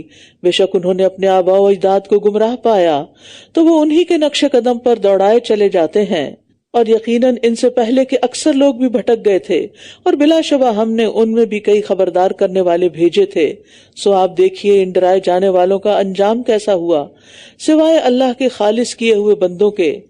وَلَقَدْ نَادَانَا نُوحٌ فَلَنِعْمَ الْمُجِيبُونَ، اور یقیناً نوح نے ہمیں پکارا سو ہم کتنے اچھے جواب دینے والے ہیں. یعنی ان کی پکار ہم نے سن لی، ان کی دعا قبول کر لی، اور ہم نے اسے اور اس کے گھر والوں کو بہت بڑی مصیبت سے نجات دی، اور ہم نے اس کی اولاد ہی کو باقی رہنے والا بنا دیا، اور بعد والوں میں ہم نے اس کا ذکر خیر باقی رکھا.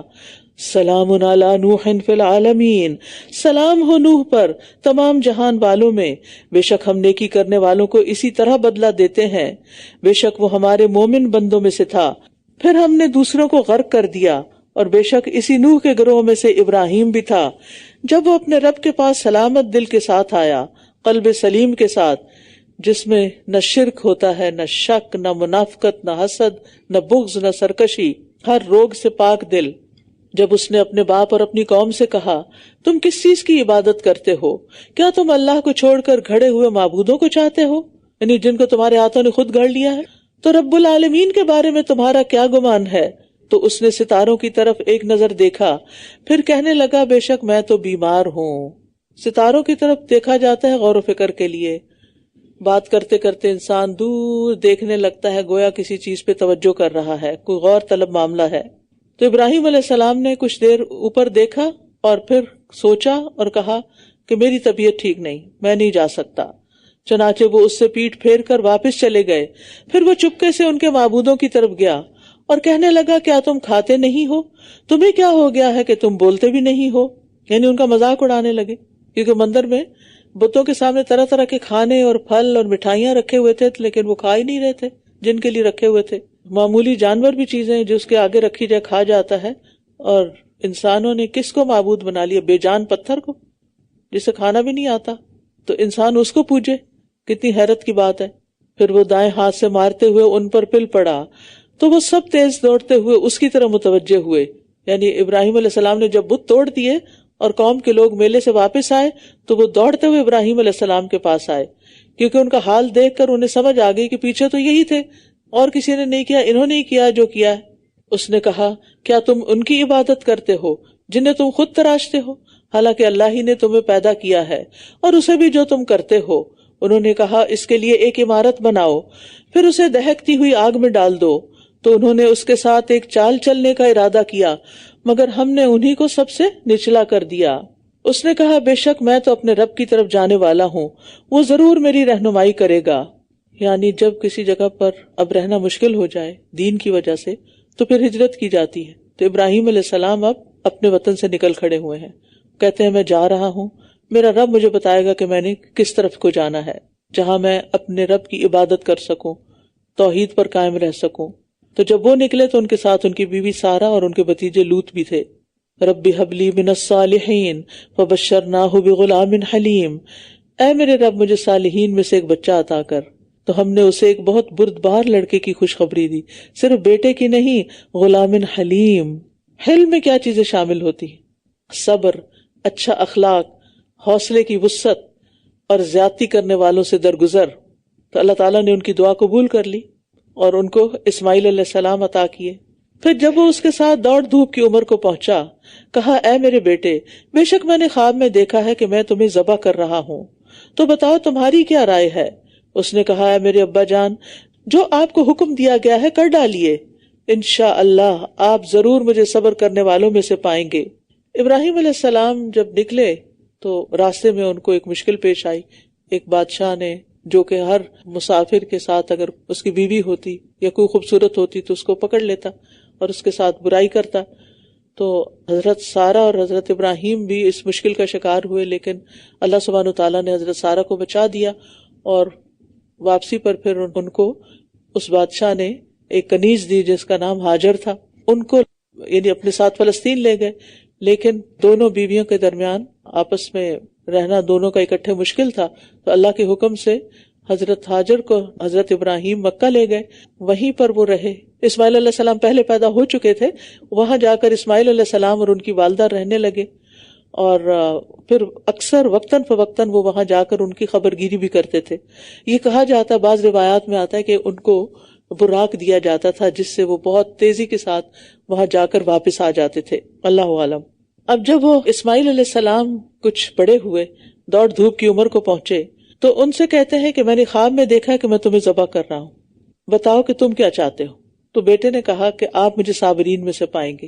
آپ کو معلوم ہے کہ ابراہیم علیہ السلام کو اولاد بہت بڑھاپے میں ملی تھی اور بہت عزیز بھی تھی، لیکن اللہ نے پھر ٹیسٹ کر لیا، پھر امتحان لیا۔ ایک نیا امتحان تھا کہ جب وہ بچہ اس قابل ہوا کہ باپ کا ہاتھ بٹا سکے اور کچھ کام کاج کر سکے، اور جو بڑی دعاؤں اور آرزوؤں کے بعد ملا تھا، تو اس کو ذبح کرنے کا خواب دیکھا، اور انبیاء کے خواب وہی ہوتے ہیں، اس لیے اللہ کا حکم سمجھ کر اس پر عمل کرنے میں انہیں کوئی تردد نہیں ہوا۔ تو انہوں نے کہا کہ پیارے بیٹے، میں خواب میں دیکھتا ہوں کہ میں تجھے ذبح کر رہا ہوں، تم کیا کہتے ہو؟ بیٹا بھی انتہائی صابر تھا، کس باپ کا بیٹا تھا، تو اس نے کہا کہ جو اللہ تعالیٰ چاہتا ہے وہ کر لیجئے۔ تو کہتے ہیں مسند احمد کی روایت میں آتا ہے، جب ابراہیم علیہ السلام نے اسماعیل علیہ السلام سے بات کی تو انہوں نے اس وقت سفید قمیص پہنی ہوئی تھی، اور کہنے لگے ابا جان اس کے علاوہ میرے کوئی کپڑے نہیں جن میں آپ مجھے کفن دے سکیں، اس لیے ان کپڑوں کو آپ اتار لیجئے تاکہ بعد میں آپ مجھے ذبح کرنے کے بعد اسی میں کفن دے کے دفنا دیں. یعنی اس حد تک وہ اطاعت گزار تھے. فلما اسلما وتلہ للجبین ونادیناہ ان یا ابراہیم، پھر جب وہ دونوں مطیع ہو گئے، دونوں اس بات پر اگری ہو گئے، اور اس نے اسے پیشانی کے بل لٹا دیا، اور ہم نے اسے پکارا اے ابراہیم قد صدقت الرؤیا، تم نے اپنا خواب سچ کر دکھایا. انا کذالک نجزی المحسنین، بے شک ہم نیکی کرنے والوں کو اسی طرح بدلہ دیتے ہیں. یہ تو یقیناً کھلی کھلی آزمائش تھی. یہ جو آواز آئی اس کے بعد ابراہیم علیہ السلام نے پیچھے مڑ کے دیکھا تو وہاں ایک سفید رنگ کا سینگوں والا بڑی بڑی آنکھوں والا دمبا کھڑا تھا، تو انہوں نے اس کو ذبح کر دیا. اس کے بعد یہی ہمارے لیے سنت ابراہیمی بنی کہ ہم قربانی کریں. وَفَدَيْنَاهُ بِذِبْحٍ عَظِيمٍ، اور ہم نے ایک بہت بڑی قربانی کے ساتھ اس کا فدیہ دے دیا، اور ہم نے بعد بالوں میں اس کا ذکر خیر باقی رکھا. ذبح عظیم اس کو کہا گیا، عظیم ذبیحہ. سلام علی ابراہیم کذالک نجزی المحسنین انہ من عبادنا المؤمنین، سلام ہو ابراہیم پر، نیکی کرنے والوں کو ہم اسی طرح بدلہ دیا کرتے ہیں، بے شک وہ ہمارے مومن بندوں میں سے تھا. اور ہم نے اسے اسحاق کی خوشخبری دی جو صالحین میں سے ایک نبی ہوگا، اور ہم نے اس پر اور اسحاق پر برکت نازل کی، اور ان دونوں کی اولاد میں سے کوئی نیکوکار ہے اور کوئی اپنی جان پر سری ظلم کرنے والا ہے. وبارکنا علیہ، برکت میں یہ چیز بھی شامل ہے کہ اللہ نے ان کو جو اولاد عطا کی اس میں نبوت کا سلسلہ رکھا، یعنی دونوں بیٹوں سے بہت سے نبی آئے اور دونوں سے پھر اولاد بھی خوب پھیلی.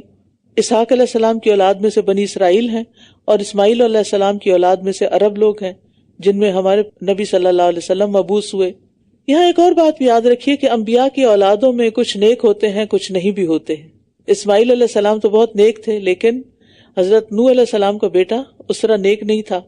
اور اس سے یہ بھی پتہ چلتا ہے کہ انسان کی فضیلت کا تعلق اس کے نیک اعمال پر منحصر ہے. یعنی اللہ سبحانہ وتعالی کبھی نیک آدمی فاجر کے گھر پیدا کر دیتا ہے اور کبھی فاجر کو نیک کے گھر پیدا کر دیتا ہے. تو اصل بات یہ ہے کہ صرف نبی کے گھر میں پیدا ہونا فضیلت کا باعث نہیں ہے، بلکہ کون کرتا کیا ہے، اس کے اعمال کیسے ہیں، اس کا ایمان کیسا ہے، یہ دیکھا جائے گا. وَلَقَدْ مَنَنَّا عَلَى مُوسَىٰ وَهَارُونَ، اور بے شک ہم نے موسیٰ اور ہارون پر احسان کیا، اور ہم نے ان دونوں کو اور ان کی قوم کو بہت بڑی مصیبت سے نجات دی، اور ہم نے ان کی مدد کی تو وہی غالب ہوئے، اور ہم نے ان دونوں کو واضح کتاب دی، اور ہم نے ان دونوں کو سیدھے رستے کی ہدایت دی، اور ہم نے بعد والوں میں ان دونوں کا ذکر خیر باقی رکھا. سلام ہو موسیٰ اور ہارون پر، بے شک ہم نیکی کرنے والوں کو اسی طرح بدلہ دیتے ہیں، بے شک وہ دونوں ہمارے مومن بندوں میں سے تھے. اور بے شک الیاس بھی یقیناً رسولوں میں سے تھا، جب اس نے اپنی قوم سے کہا کیا تم ڈرتے نہیں ہو، کیا تم بعل کو پکارتے ہو اور سب سے بہترین خالق کو چھوڑ دیتے ہو، اللہ کو جو تمہارا رب ہے اور تمہارے پہلے آباء و اجداد کا رب بھی. یہاں پر اتدعون بعلا، بعل کا لفظ آیا ہے. بعل کا لفظ عربی میں شوہر کے لیے استعمال ہوتا ہے، اور اس کا مطلب یہاں مالک اور آقا بھی ہے. مشرک اقوام اس لفظ کو رب یا معبود کے معنوں میں استعمال کرتی ہیں، اس لیے الیاس علیہ السلام کی قوم نے اس سب سے بڑے بت کا نام بعل رکھا ہوا تھا. اسی لیے انہوں نے پوچھا کہ کیا تم بعل نامی بت کو پوجتے ہو؟ فَكَذَّبُوهُ فَإِنَّهُمْ لَمُحْضَرُونَ، پس انہوں نے اسے جھٹلا دیا تو وہ سب ضرور حاضر کیے جانے والے ہیں سوائے اللہ کے مخلص بندوں کے. اور ہم نے بعد بالوں میں اس کے ذکر خیر کو باقی رکھا. سلام ہو الیاسین پر، بے شک ہم نیکوکاروں کو اسی طرح بدلہ دیتے ہیں، بے شک وہ ہمارے مومن بندوں میں سے تھا. اور بے شک لوط بھی یقیناً رسولوں میں سے تھا، جب ہم نے اسے اور اس کے سب گھر والوں کو نجات دی سوائے ایک بڑھیا کے جو پیچھے رہ جانے والوں میں سے تھی، پھر ہم نے دوسروں کو تباہ کر دیا. اور بے شک تم صبح کے وقت ان تباہ شدہ بستیوں پر سے گزرتے ہو، اور رات کو بھی، کیا پھر تم عقل نہیں رکھتے؟ وَإِنَّ يُونُسَ لَمِنَ الْمُرْسَلِينَ، اور بے شک یونس بھی یقیناً رسولوں میں سے تھا. جب وہ بھری ہوئی کشتی کی طرف بھاگ گیا، پھر وہ قرہ میں شریک ہوا تو ہار جانے والوں میں سے ہو گیا، پھر مچھلی نے اس کو نگل لیا جبکہ وہ خود کو ملامت کرنے والا تھا. اس کا بیک گراؤنڈ ہے کہ جب یونس علیہ السلام نے اپنی قوم کو سمجھایا، وہ نہیں سمجھے تو یہ ناراض ہو کے ان کو چھوڑ کے نکل آئے کہ اب تم پر عذاب آ جائے گا. لیکن ہوا یہ کہ جب یہ نکلے تو پیچھے جو نیک لوگ تھے انہوں نے توبہ استغفار کی، دعائیں کی، اور وہ عذاب ان سے ٹل گیا. ادھر یونس علیہ السلام جو تھے ناراض ہو کے شہر چھوڑ کے آگے ساحل پر اور کشتی میں بیٹھ گئے. وہ جس کشتی میں سوار ہوئے آ کر وہ بہت بھری ہوئی تھی اور کشتی کے ڈوبنے سے خطرے سے بچنے کے لیے اس میں سے سامان اور لوگوں کو پھر باہر پھینکا جاتا ہے.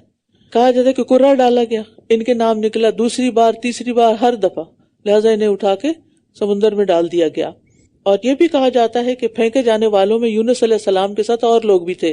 فکان من المدحدین, وہ کرا ہارنے والوں میں یا پھسلائے گئے آدمیوں میں سے ہو گیا, تو سب کو اٹھا کے سمندر میں پھینک دیا گیا. پھر اللہ تعالیٰ فرماتے ہیں فلولا انہ کان من المسبحین للبث فی بطنہ الی یوم یبعثون. پھر اگر یہ بات نہ ہوتی کہ وہ تسبیح کرنے والوں میں سے تھا تو یقیناً وہ اس دن تک اس کے پیٹ میں ہی رہتا جب وہ اٹھائے جائیں گے. یہ تسبیح کا فائدہ بتایا جا رہا ہے, یعنی قیامت تک وہ یعنی اسی سمندر کے اندر ہوتے, مچھلی کے پیٹ میں ہوتے اگر یہ تسبیح نہ کرتے. کہا جاتا ہے کہ یونس علیہ السلام ویسے بھی ہمیشہ اللہ کی تسبیح اور ذکر کرتے رہتے تھے, اور اس موقع پر بھی انہوں نے تسبیح کی. یعنی اس کے دونوں معنی کیے جاتے ہیں. یعنی ایک تسبیح ہے لا الہ الا انت سبحانک انی کنت من الظالمین, یہ تو انہوں نے کی تھی, لیکن وہ عام حالات میں بھی اللہ کی بڑی تسبیح کرتے تھے. تو اس تسبیح نے ان کو بچا لیا, اس کو اللہ نے قبول کر لیا. اس سے بڑی اہم بات پتہ چلتی ہے, بہت سیکھنے کی بات, کہ اللہ تعالیٰ مصیبت میں ان لوگوں کا خیال رکھتا ہے جو خوشحالی میں اس کا ذکر کرتے ہیں. اور جب کوئی شخص صرف مصیبت کے وقت اللہ کو پکارتا ہے تو فرشتے کہتے ہیں یہ آواز اجنبی سی ہے, پہلے تو کبھی نہیں سنی, یہ پتہ نہیں کون پکار رہا ہے. فَنَبَذْنَاهُ بِالْأَرَاءِ وَهُوَ سَقِيمٌ وَأَنبَتْنَا عَلَيْهِ شَجَرَةً مِّن يَقْطِينٍ. پھر ہم نے اسے چٹیل میدان میں پھینک دیا اس حال میں کہ وہ بیمار تھا, اور ہم نے اس پر بیلدار درخت اگا دیا. یعنی مچھلی نے اللہ کے حکم سے ان کی تسبیح پڑھنے کی وجہ سے یعنی یونس علیہ السلام کو چٹیل میدان میں صحیح سلامت واپس اگل دیا. اور مچھلی کے پیٹ میں رہنے کی وجہ سے ظاہر اسٹمک ایسڈ ہوتے ہیں تو ان کا جسم زخمی بھی ہو گیا اور بہت کمزور اور نحیف ہو گئے, کیونکہ شاید کچھ کھانے کو بھی نہیں ملا ہوگا. اس مدت کو اللہ ہی بہتر جانتا ہے. بعض کہتے ہیں تھوڑی دیر رہے تھے, بعض کہتے ہیں 3 دن, بعض کہتے ہیں 7 دن, یا کچھ 40 دن بھی کہتے ہیں, اللہ عالم. جتنی مدت بھی وہاں رہے, تھوڑی ہو یا زیادہ, لیکن مچھلی کے پیٹ میں ان کا زندہ رہ جانا اور صحیح سلامت باہر نکل آنا ایک معجزہ ہے. اور پھر وہاں پر جو بیل ہوگی اور پھر اس میں سے انہوں نے کھایا اور اس کے سائے میں رہے جب تک پوری طرح ٹھیک ہو گئے. تو اس سے پتہ چلتا ہے کہ ہمیں شفا سے کبھی مایوس نہیں ہونا چاہیے, اگرچہ بیماری کسی بھی حد تک پہنچ جائے. بیماری میں اللہ سے نا امید نہیں ہونا چاہیے. وَأَرْسَلْنَاهُ إِلَىٰ مِائَةِ أَلْفٍ أَوْ يَزِيدُونَ, اور ہم نے اسے 1 لاکھ بلکہ کچھ زیادہ کی طرف بھیجا, بس وہ ایمان لے آئے تو ہم نے انہیں ایک وقت تک فائدہ دیا. اس سے یہ پتہ چلتا ہے کہ جس قوم سے آپ بھاگے تھے جب آپ دوبارہ گئے تو وہی آپ پر ایمان لے آئے, اور ایمان لانا عذاب کو ٹالنے کا باعث ہے. فَاسْتَفْتِهِمْ أَلِرَبِّكَ الْبَنَاتُ وَلَهُمُ الْبَنُونَ, بس ان سے پوچھئے کیا آپ کے رب کے لیے تو بیٹیاں ہوں اور ان کے لیے بیٹے, یا ہم نے فرشتوں کو عورتیں بنایا جبکہ وہ دیکھ رہے تھے. یعنی فرشتے نہ تو اللہ کی اولاد ہیں اور اولاد میں سے بھی وہ بیٹیاں نہیں, اور فرشتوں کو انہوں نے مؤنث قرار دیا حالانکہ وہ مذکر اور مؤنث کی تقسیم سے پاک ہیں.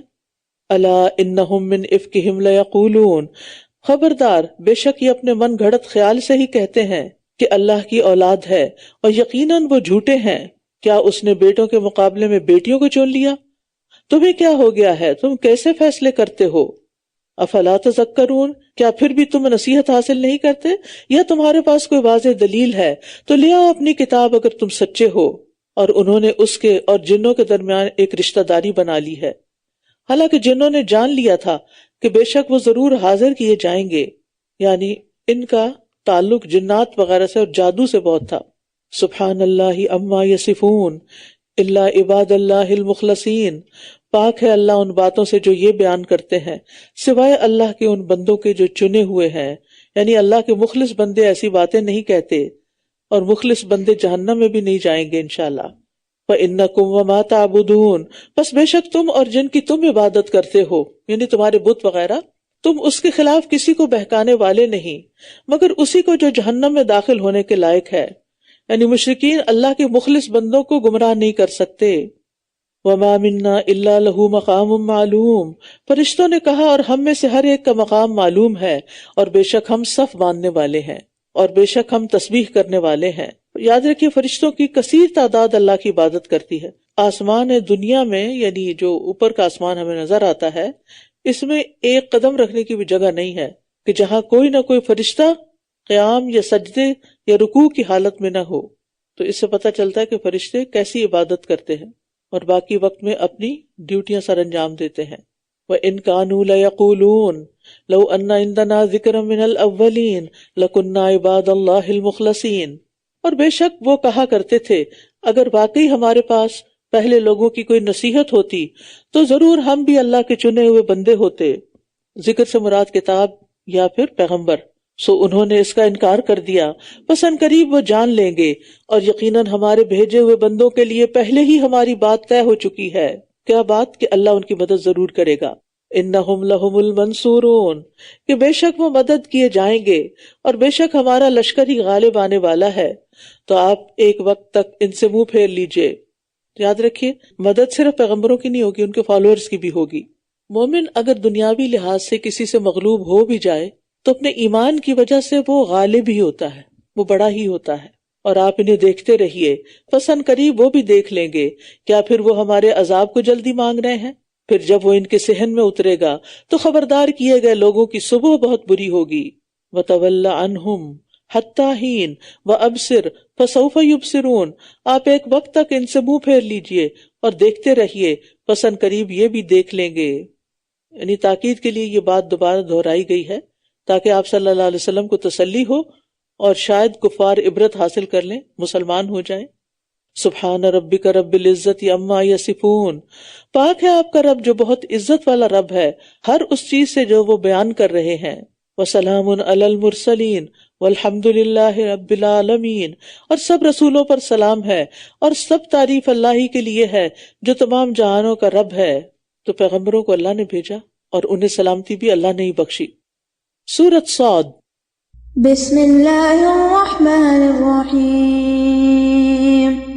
صاد والقرآن ذی الذکر بل الذین کفروا فی عزة وشقاق کم اہلکنا من قبلهم من قرن فنادوا ولا حین مناص وعجبوا أن جاءهم منذر منهم وقال الكافرون هذا ساحر كذاب أجعل الآلهة إلها واحدا إن هذا لشيء عجاب.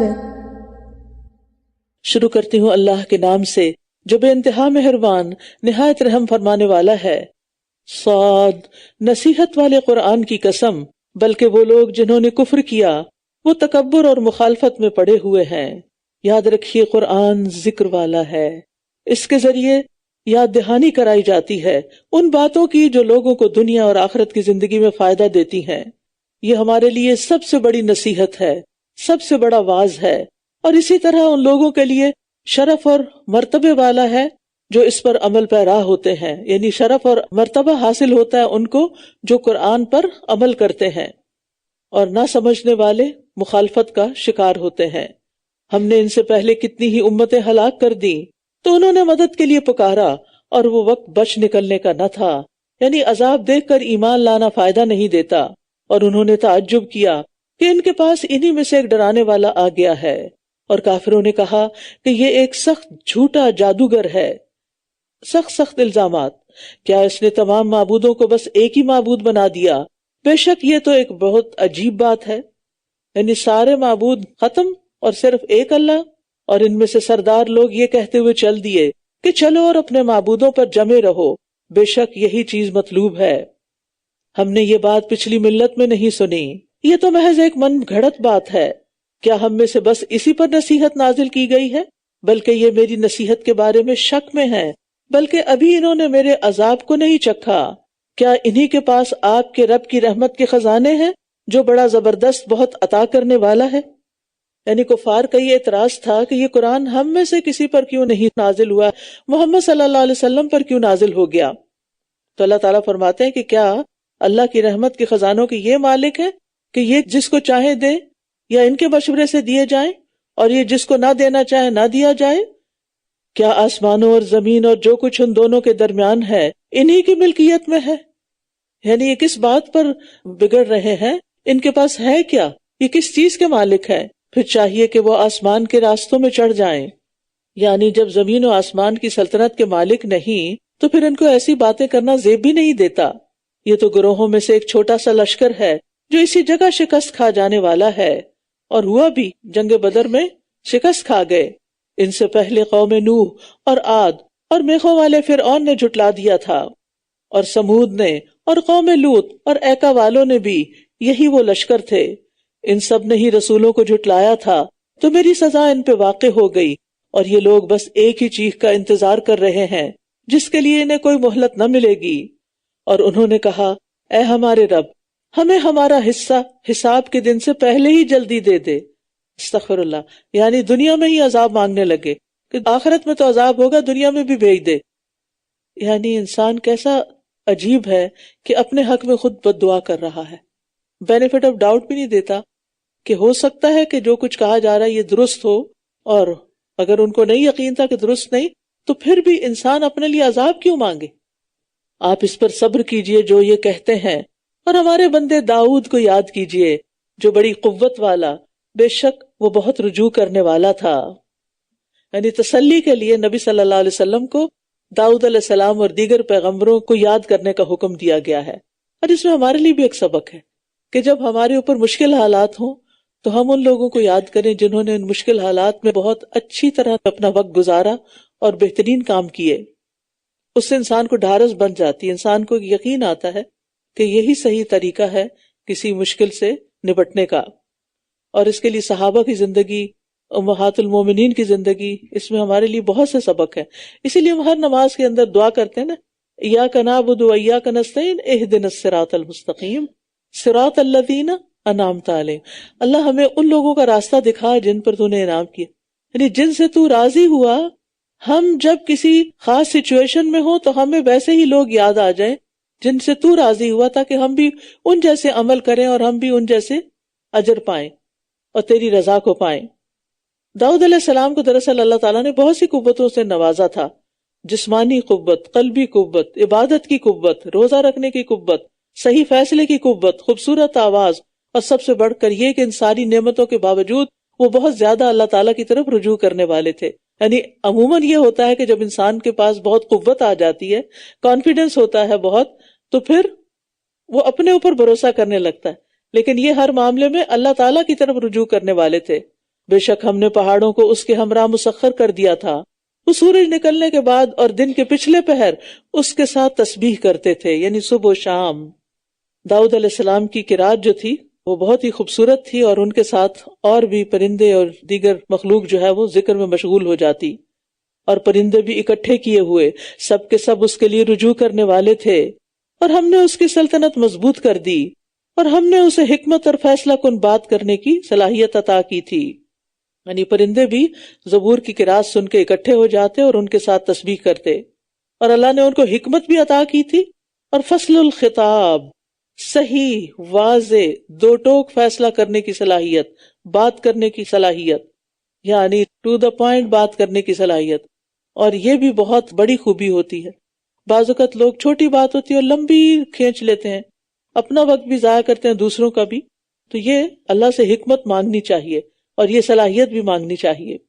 اور کیا آپ کے پاس جھگڑنے والوں کی خبر آئی ہے جب وہ دیوار پھاند کر عبادت خانے میں آ گئے؟ کس کے عبادت خانے میں؟ داؤد علیہ السلام کے. جب وہ داؤد کے پاس داخل ہوئے تو وہ ان سے گھبرا گیا. انہوں نے کہا، آپ خوف نہ کریں، ہم دو جھگڑنے والے ہیں، ہم میں سے ایک نے دوسرے پر زیادتی کی ہے، بس آپ ہمارے درمیان حق کے ساتھ فیصلہ کر دیں اور زیادتی نہ کریں اور سیدھے رستے کی طرف ہماری رہنمائی کر دیں. داؤد علیہ السلام اس لیے گھبرائے کہ کہیں یہ دشمن نہ ہو، لیکن انہوں نے آ کے تسلی کرا دی کہ ہم اپنے ہی مسئلے میں آئے ہیں. کہنے لگے، یہ میرا بھائی ہے، اس کے پاس 99 یعنی 99 دمبیاں ہیں اور میرے پاس ایک ہی دمبی ہے، لیکن یہ کہہ رہا ہے کہ یہ بھی مجھے سونپ دو، اور اس نے گفتگو میں مجھ پر بہت سختی کی ہے. یعنی جھگڑا دمبیوں پر تھا. اس نے کہا، یقیناً اس نے اپنی دمبیوں کے ساتھ تمہاری دمبی کو ملانے کا سوال کر کے تجھ پر ظلم کیا ہے، اور بے شک بہت سے شراکت دار ایک دوسرے پر ضرور زیادتی کر جاتے ہیں. سوائے ان لوگوں کے جو ایمان لائے اور انہوں نے نیک عمل کیے، اور وہ بہت ہی تھوڑے ہیں۔ اور داؤد سمجھ گیا کہ بے شک ہم نے اسے آزمایا ہے، بس اس نے اپنے رب سے بخشش مانگی اور رکوع کرتے ہوئے گر پڑا اور اس نے رجوع کر لیا۔ کہا جاتا ہے کہ دونوں آدمیوں نے پیغمبر کے پاس بے ادبی سے داخل ہو کر اپنا مقدمہ پیش کیا تھا۔ انہوں نے غصہ کرنے کی بجائے صبر اور علم کا مظاہرہ کیا، انہیں کچھ کہا نہیں، اور اس صبر کی وجہ سے آپ صلی اللہ علیہ وسلم کو حکم دیا گیا کہ آپ داؤد کو یاد کریں علیہ السلام۔ تو ہم نے اس کا یہ قصور بخش دیا، اور بے شک ہمارے ہاں اس کے لیے یقیناً تقرب کا مقام اور بہترین ٹھکانہ ہے۔ سبحان اللہ، کتنے خوش قسمت انسان ہیں، ظاہر اتنے عبادت گزار اور اتنے اللہ کا ذکر کرنے والے اور دیگر بہت سے کام کرنے والے۔ اے داؤد، بے شک ہم نے تجھے زمین میں خلیفہ بنایا ہے، بس تم لوگوں کے درمیان حق کے ساتھ فیصلہ کرنا اور خواہش نفس کی پیروی نہ کرنا، ورنہ وہ تمہیں اللہ کے راستے سے بھٹکا دے گی۔ بے شک جو لوگ اللہ کے راستے سے بھٹک جاتے ہیں ان کے لیے سخت عذاب ہے، کیونکہ وہ حساب کے دن کو بھول گئے۔ یاد رکھیے، خواہشات نفس کے پیچھے لگنے سے انسان گمراہ ہو جاتا ہے، کمزور ہو جاتا ہے اور آخرت کو بھول جاتا ہے، اور پھر اگر اس خواہش پر عمل کرتا ہے تو یہ چیز اس کے لیے عذاب کا باعث بنتی ہے، وہ خواہشات جو اللہ کی ناراضگی کی طرف لے جاتی ہوں۔ اور ہم نے آسمان و زمین کو اور جو کچھ ان دونوں کے درمیان ہے بیکار پیدا نہیں کیا، یہ ان لوگوں کا گمان ہے جنہوں نے کفر کیا، بس جن لوگوں نے کفر کیا ان کے لیے آگ کی ہلاکت ہے۔ ام نجعل الذین آمنوا وعملوا الصالحات کالمفسدین فی الارض ام نجعل المتقین کالفجار، کیا ہم ان لوگوں کو جو ایمان لائے اور انہوں نے نیک عمل کیے زمین میں فساد کرنے والوں کی طرح کر دیں گے، یا ہم متقی لوگوں کو بدکاروں کی طرح کر دیں گے؟ یعنی ایسے تو نہیں ہو سکتا نا کہ ایک شخص ساری زندگی اچھے کام کرے اور انجام اس کا اس کے ساتھ ہو جو انتہائی بدکار رہا ہے۔ دونوں کا انجام فرق ہونا چاہیے، عقل بھی اسی چیز کا تقاضا کرتی ہے۔ کتاب انزلناہ الیک مبارک لیدبروا آیاتہ ولیتذکر اولو الالباب، یہ بہت بابرکت کتاب ہے جسے ہم نے آپ کی طرف اتارا ہے تاکہ یہ اس کی آیات میں غور و فکر کریں اور تاکہ عقل والے نصیحت حاصل کریں۔ یعنی کتاب نازل کرنے کا اصل مقصد کیا ہے؟ اس میں غور و فکر کیا جائے اور اس سے نصیحت لی جائے۔ بس یہ ہمیشہ یاد رہنا چاہیے کہ یہ قرآن اس مقصد کے لیے آیا ہے۔ لیکن نصیحت کون پکڑتے ہیں؟ انما یتذکر اولو الالباب، جن کو اللہ نے عقل دی ہے، جو عقل سے کام لیتے ہیں، جو اس قرآن کے نزول کا مطلب سمجھتے ہیں کہ کیوں یہ نازل ہوا۔ عامر بن شرحبیل کہتے ہیں عبداللہ بن مسعود نے کہا، قرآن کو ایسے تیز تیز نہ پڑھو جیسے شعر پڑھے جاتے ہیں، اور اسے ایسے نہ بکھیرو جیسے گھٹیا کھجوریں بکھیری جاتی ہیں، بلکہ اس کے عجائبات کے پاس رک جاؤ اور اس کے ساتھ دلوں کو تحریک دو، یعنی موٹیویشن لو۔ وَوَهَبْنَا لِدَاوُودَ سُلَيْمَانَ نِعْمَ الْعَبْدُ إِنَّهُ أَوَّابٌ، اور ہم نے داؤد کو سلیمان عطا کیا، بہت اچھا بندہ تھا، بے شک وہ بہت زیادہ رجوع کرنے والا تھا۔ جب شام کے وقت اس پر اصیل عمدہ گھوڑے پیش کیے گئے تو اس نے کہا، بے شک میں نے اس مال کی محبت کو اپنے رب کی یاد کی وجہ سے محبوب رکھا ہے، یہاں تک کہ وہ پردے میں چھپ گئے۔ یعنی سلیمان علیہ السلام کو گھوڑوں سے محبت کیوں تھی؟ کیونکہ وہ اللہ کی راہ میں ان کے کام آتے تھے۔ تو کہتے ہیں انی احببت حب الخیر، خیر سے مراد خیل ہے یہاں، ان ذکر ربی، اپنے رب کی یاد کی وجہ سے، یعنی یہ سب مجھے اپنے رب کی یاد میں مدد دیتے ہیں، نیک کاموں میں مدد دیتے ہیں، اس وجہ سے میں ان کو رکھے ہوئے ہوں۔ یعنی صرف شان و شوکت کے لیے نہیں اور دنیاوی مال کی محبت میں نہیں، گھوڑوں کی محبت کو اس لیے کہ یہ اللہ کے راستے میں میرے مددگار ہیں، یعنی جہاد وغیرہ کے لیے نکلنے کے لیے وہ استعمال ہوتے ہیں۔ یاد رکھیے کہ مال و دولت بذات خود اچھی بری چیز نہیں، اس کو خیر کہا گیا، ہمارے دین میں مال کو خیر کہا گیا ہے۔ اس کا مطلب ہے کہ تو خیر کا باعث، اگر کوئی اس کو خیر کے کام میں استعمال کرے گا تو یہ اس کے لیے باعث خیر ہوگا، اور اگر اس کو کوئی شر کے کام میں استعمال کرے گا تو اس کے لیے باعث شر ہوگا۔ یعنی انسان کے پاس اگر مال ہو اور وہ اس مال سے محبت کرتا ہو اس بنا پر کہ اس مال سے میں اپنی آخرت بناؤں گا اور اس مال سے میں صلہ رحمی کروں گا اور نیکی کے کام کروں گا اور دین کی ترقی میں اس کو استعمال کروں گا، تو یہی چیز اس کے درجات کی بلندی کا باعث بن سکتی ہے۔ اور یہ محبت پھر کوئی بری محبت نہیں، بلکہ ہر اس چیز سے ہمیں محبت کرنی چاہیے جو ہمیں اللہ کی محبت کے قریب کرے. اللہم ارزقنی حبک وحب من یحبک وحب عمل یقربنی الی حبک. اللہ مجھے اپنی محبت عطا کر اور اس شخص کی محبت دے جو تجھ سے محبت رکھتا ہو، کیونکہ اس کی محبت پھر میرے لیے تیری محبت میں اضافے کا باعث بنے گی. اور ہر اس کام کی محبت دے، وہ کام کرنا پسند آئے جس سے تیری محبت مجھے مل جائے. یعنی یہ دعا کثرت سے مانگا کریں کہ اللہ ہمارے دلوں میں ایسے کاموں کی محبت ڈال دے. محبت مانگنا کیوں ضروری ہے؟ اس لیے کہ جس کام کی آپ کے دل میں محبت ہوگی وہ کام آسان ہوگا نا، وہ آپ کا پیشن بن جائے گا، اس کو کر کے آپ تھکیں گے نہیں. مثلا قرآن کی محبت آپ کے دل میں ہے تو آپ پڑھ کے نہیں تھکیں گے، بار بار پڑھیں گے، پڑھ کے اکتائیں گے نہیں. اسی طرح باقی چیزیں بھی.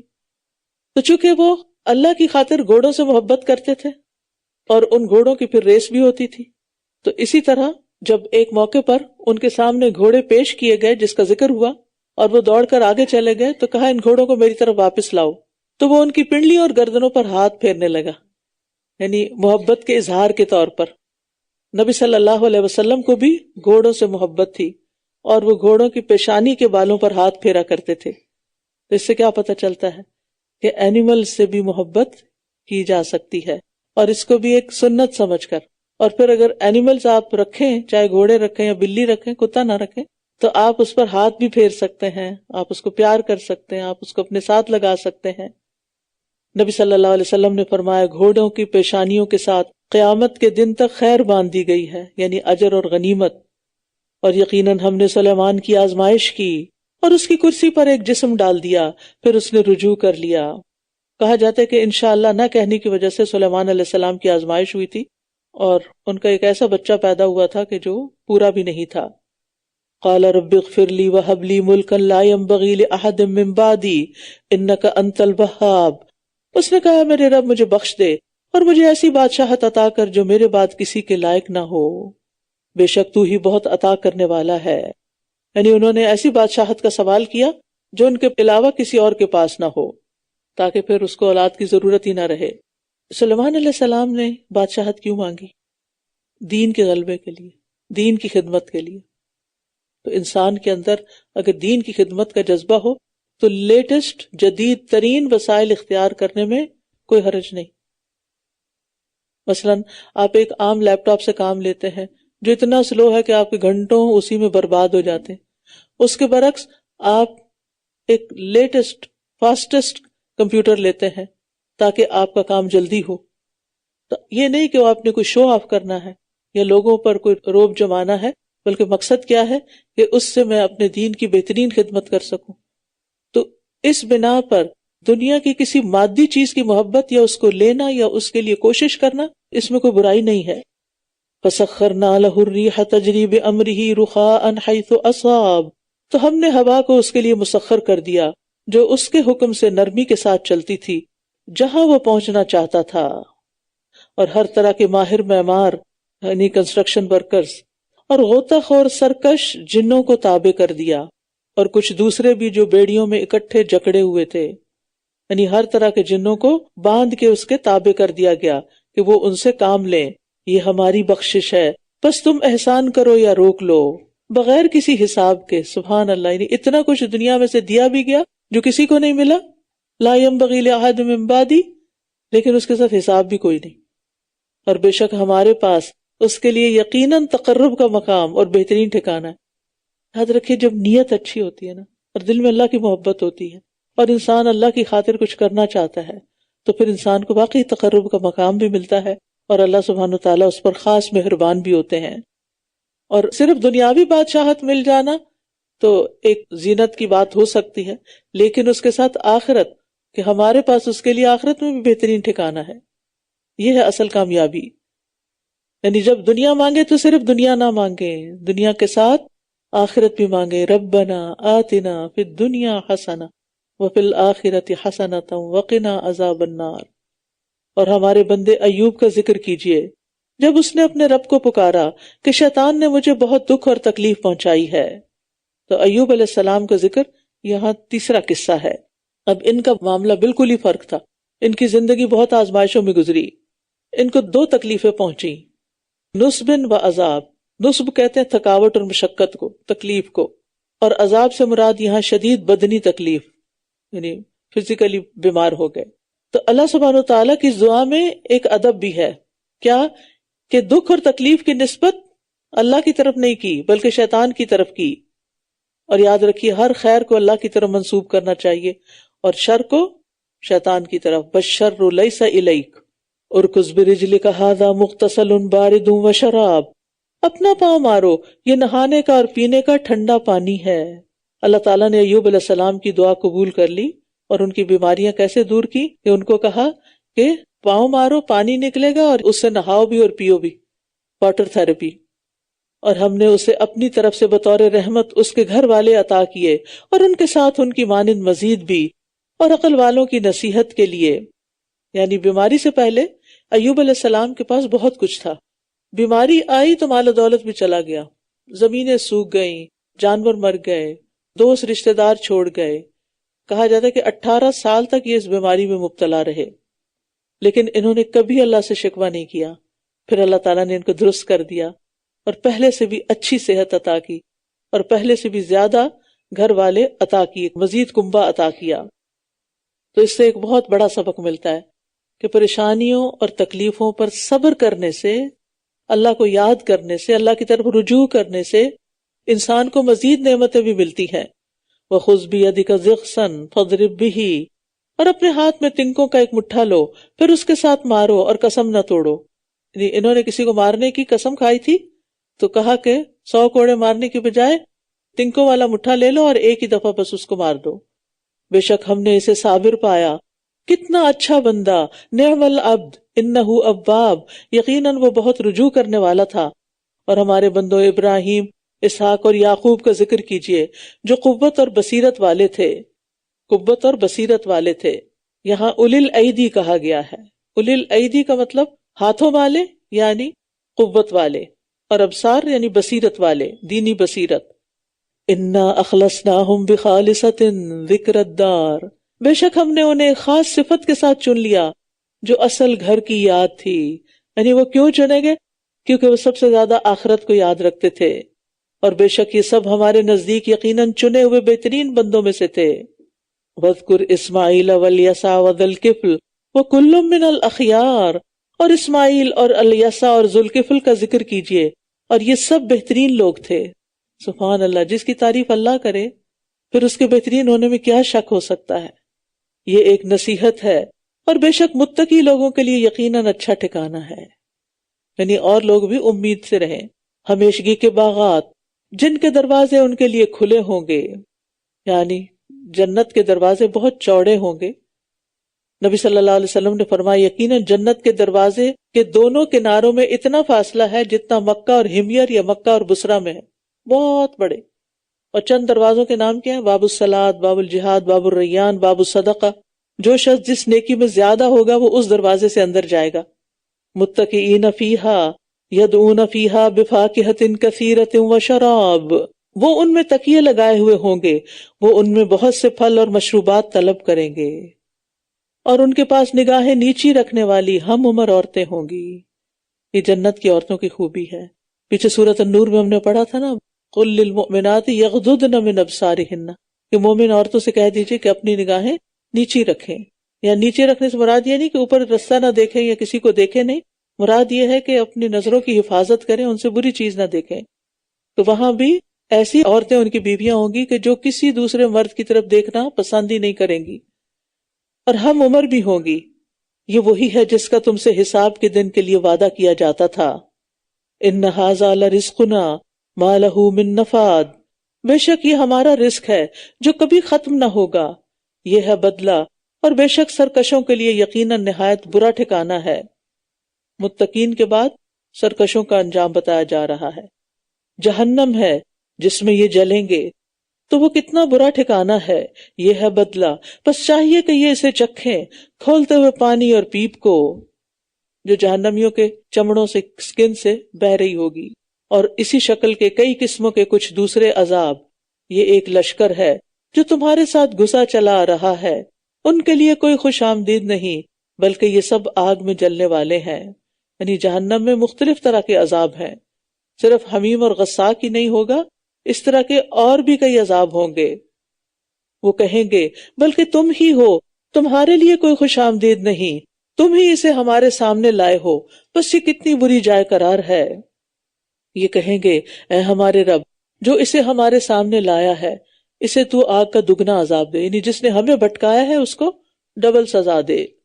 اور یہ کہیں گے ہمیں کیا ہے کہ ہم ان لوگوں کو نہیں دیکھ رہے جنہیں ہم بدترین لوگوں میں شمار کیا کرتے تھے، یعنی دنیا میں جن کا ہم مذاق اڑاتے تھے وہ تو جہنم میں ہے ہی نہیں، وہ کہاں گئے؟ یعنی جہنمیوں کو جہنم میں مومن متقی نظر نہیں آئیں گے۔ اتخذناہم سخریا ام زاغت عنہم الابصار، کیا ہم نے ان کو مذاق بنا رکھا تھا یا ہماری نگاہیں ان سے پھر گئی ہیں؟ بے شک آگ والوں کا یہ باہم جھگڑنا یقیناً حق ہے، یعنی ایسا ہوگا، یہ باتیں وہاں ضرور ہوں گی۔ کہہ دیجئے بے شک میں تو صرف خبردار کرنے والا ہوں، اور اللہ کے سوا کوئی معبود نہیں، جو ایک ہے، غالب آنے والا ہے، عبادت کے لائق ہے، القہار ہے، رب السماوات والارض وما بینہم العزیز الغفار، جو رب ہے آسمانوں اور زمین کا اور جو ان دونوں کے درمیان ہے، جو بہت زبردست، بہت بخشش فرمانے والا ہے۔ کہہ دیجئے یہ ایک بہت بڑی خبر ہے جس سے تم اعراض برت رہے ہو، مجھے مقرب فرشتوں کا کوئی علم نہیں جب وہ باہم جھگڑتے ہیں، کیونکہ آپ کو بس وہی باتیں پتہ ہوتی تھیں جو وحی کے ذریعے آپ کو بتائی جاتی تھیں، آپ ملأ اعلیٰ میں ہونے والی باتوں کو نہیں جانتے تھے۔ میری طرف تو بس یہی وحی کی جاتی ہے کہ بے شک میں کھلم کھلا خبردار کرنے والا ہوں۔ جب آپ کے رب نے فرشتوں سے فرمایا کہ بے شک میں گیلی مٹی سے ایک بشر کو پیدا کرنے والا ہوں، پھر جب میں اسے درست کر دوں اور اس میں اپنی روح سے پھونک دوں تو تم سب اس کے لیے سجدہ کرتے ہوئے گر پڑنا، تو ان سب فرشتوں نے اکٹھے سجدہ کیا۔ یہاں بھی آپ دیکھیں من روح ہی، انسان کے شرف کے لیے یہی کافی ہے کہ اللہ تعالیٰ نے اس کی روح کی نسبت اپنی طرف کی ہے۔ اور پھر آدم علیہ السلام کو سجدہ تعظیم کیا گیا، یہ دوسرا شرف ہے۔ سوائے ابلیس کے اس نے تکبر کیا اور کافروں میں سے ہو گیا۔ فرمایا اے ابلیس، کس نے تجھے اس کو سجدہ کرنے سے روکا جسے میں نے اپنے دونوں ہاتھوں سے بنایا؟ تاکید، کیا تو نے تکبر کیا یا تو بلند مقام والوں میں سے ہے؟ یعنی اس آیت سے آدم علیہ السلام کا شرف اور ان کی فضیلت ثابت ہوتی ہے، کیونکہ اللہ تعالیٰ نے صاف لفظوں میں بتا دیا کہ انہیں میں نے دو ہاتھوں سے بنائے، خود ان کی شکل و صورت بنائی اور ان کے اندر کی ہر چیز۔ تو اس سے بھی پتہ چلتا ہے کہ اللہ تعالیٰ کے دو ہاتھ ہیں۔ قال انا خیر منہ خلقتنی من نار وخلقتہ من طین، اس نے کہا میں اس سے بہتر ہوں، تو نے مجھے آگ سے پیدا کیا اور اس کو مٹی سے، اور یہ شیطان کی غلط فہمی تھی، ورنہ مٹی تو چیزوں کو اگاتی ہے، نشو نما دیتی ہے، اور آگ پکی ہوئی فصل کو جلا دیتی ہے۔ فرمایا پھر یہاں سے نکل جا، یقیناً تو مردود ہے، اور بے شک تجھ پر بدلے کے دن تک میری لعنت ہے۔ کہنے لگا اے میرے رب، مجھے اس دن تک کے لیے مہلت دے دے جب یہ سب دوبارہ اٹھائے جائیں گے۔ فرمایا تو مہلت دیے جانے والوں میں سے ہے اس دن تک جس کا وقت مقرر ہے۔ کہنے لگا بس تیری عزت کی قسم، میں ان سب کو ضرور گمراہ کر دوں گا سوائے ان میں سے تیرے چنے ہوئے بندوں کے، الا عبادک منہم المخلصین۔ فرمایا یہ حق ہے اور میں حق ہی کہتا ہوں، یقیناً میں تجھ سے اور ان سب سے جو ان میں سے تیری پیروی کریں گے جہنم کو بھر دوں گا۔ کہہ دیجئے میں اس پر تم سے کوئی اجرت نہیں مانگتا اور نہ ہی میں تکلف کرنے والوں میں سے ہوں، یعنی نبی صلی اللہ علیہ وسلم دین کی تبلیغ سے کوئی دنیاوی فائدے حاصل نہیں کرنا چاہتے تھے اور پھر تکلف بھی نہیں کرتے تھے۔ نبی صلی اللہ علیہ وسلم نے فرمایا نہینا عن التکلف، ہمیں تکلف سے منع کر دیا گیا ہے، اور اسی طرح بغیر علم کے باتیں کرنا یہ بھی تکلف کی ہی ایک قسم ہے۔ یعنی تکلف جو ہے وہ صرف کھانے پینے میں نہیں ہوتا بلکہ باتوں میں، اور انسان وہ بنے جو اصل میں وہ ہے نہیں۔ ان ہوا الا ذکر للعالمین، یہ قرآن تو سارے جہان والوں کے لیے ایک نصیحت ہے، یاد دہانی ہے، ذکر ہے، اور یقیناً تم اس خبر کی حقیقت ایک مقرر وقت کے بعد ضرور جان لو گے، یعنی پیشن گوئیاں حق ہو جائیں گی۔ سورۃ الزمر۔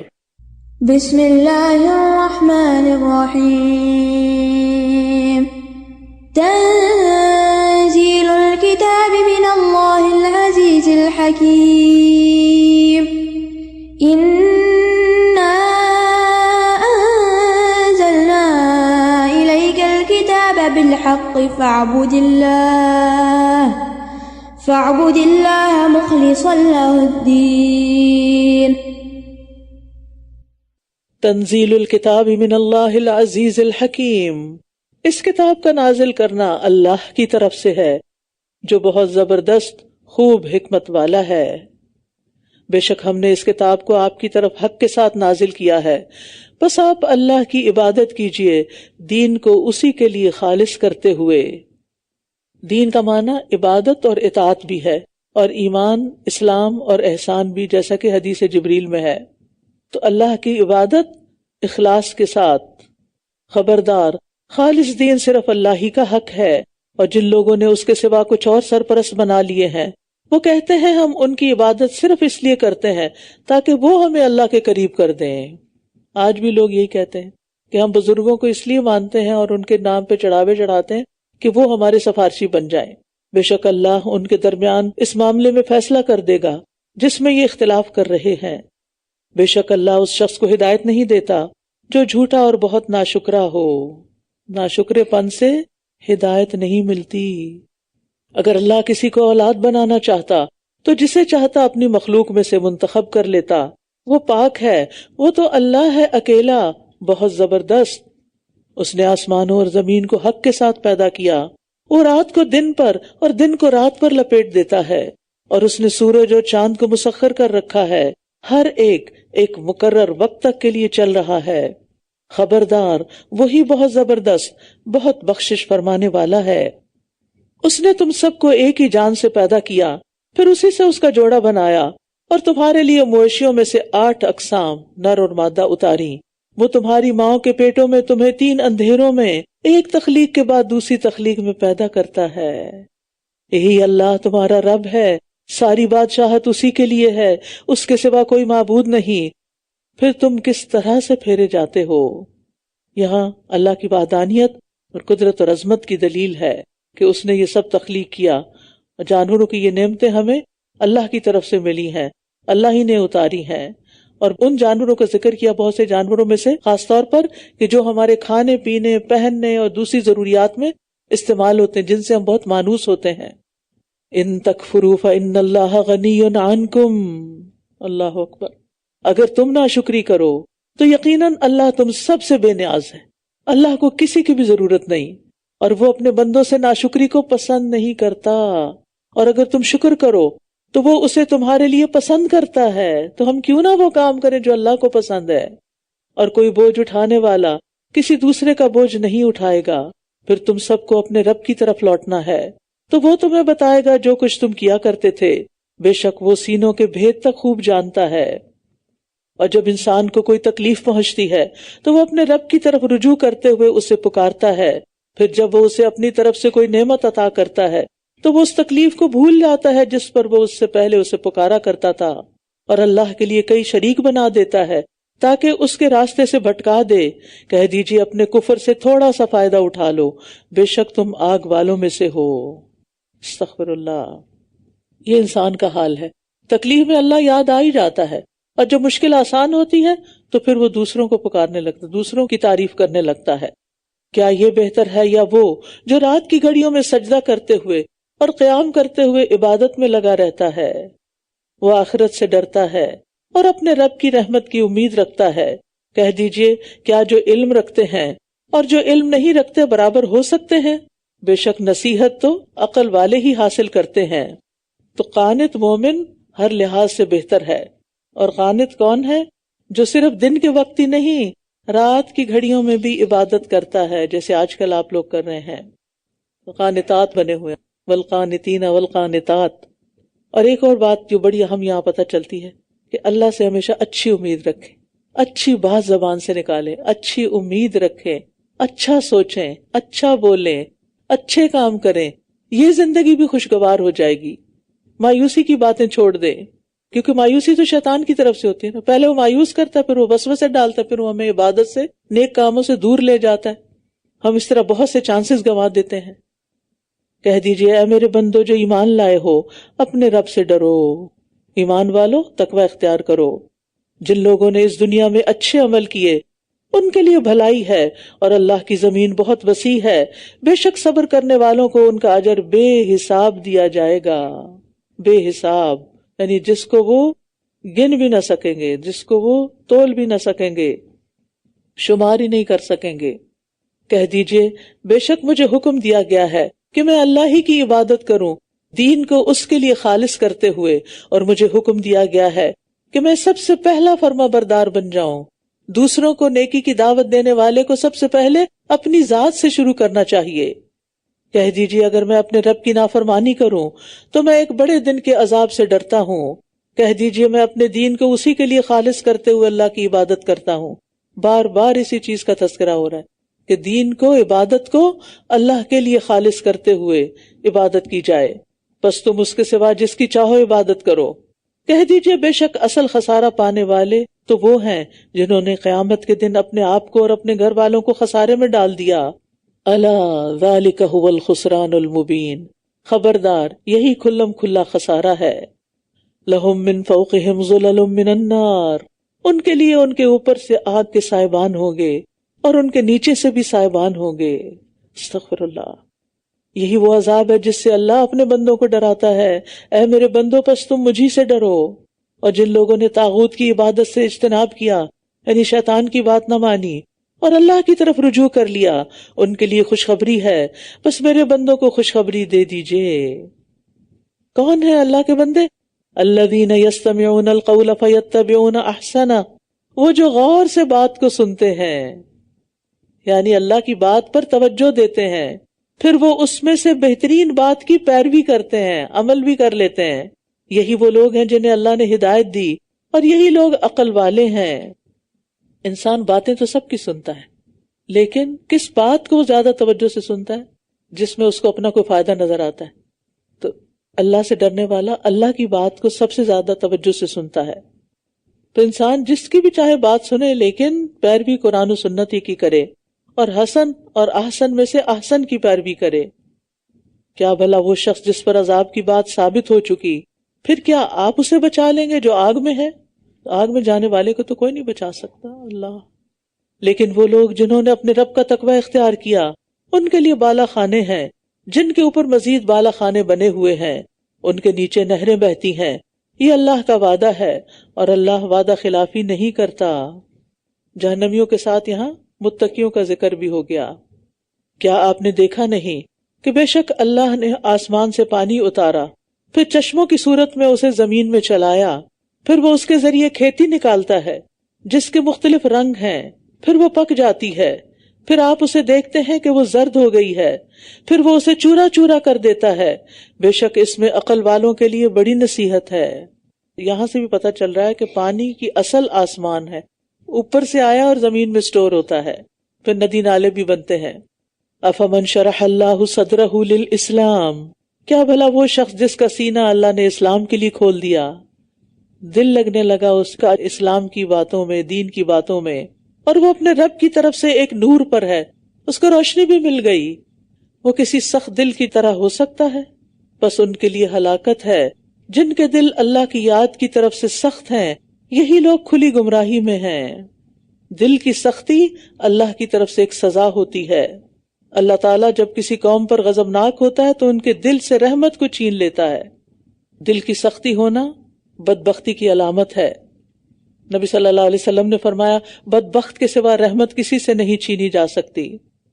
ابو ہریرہ سے روایت ہے، ایک آدمی نے رسول اللہ صلی اللہ علیہ وسلم سے اپنی سنگ دلی کی شکایت کی۔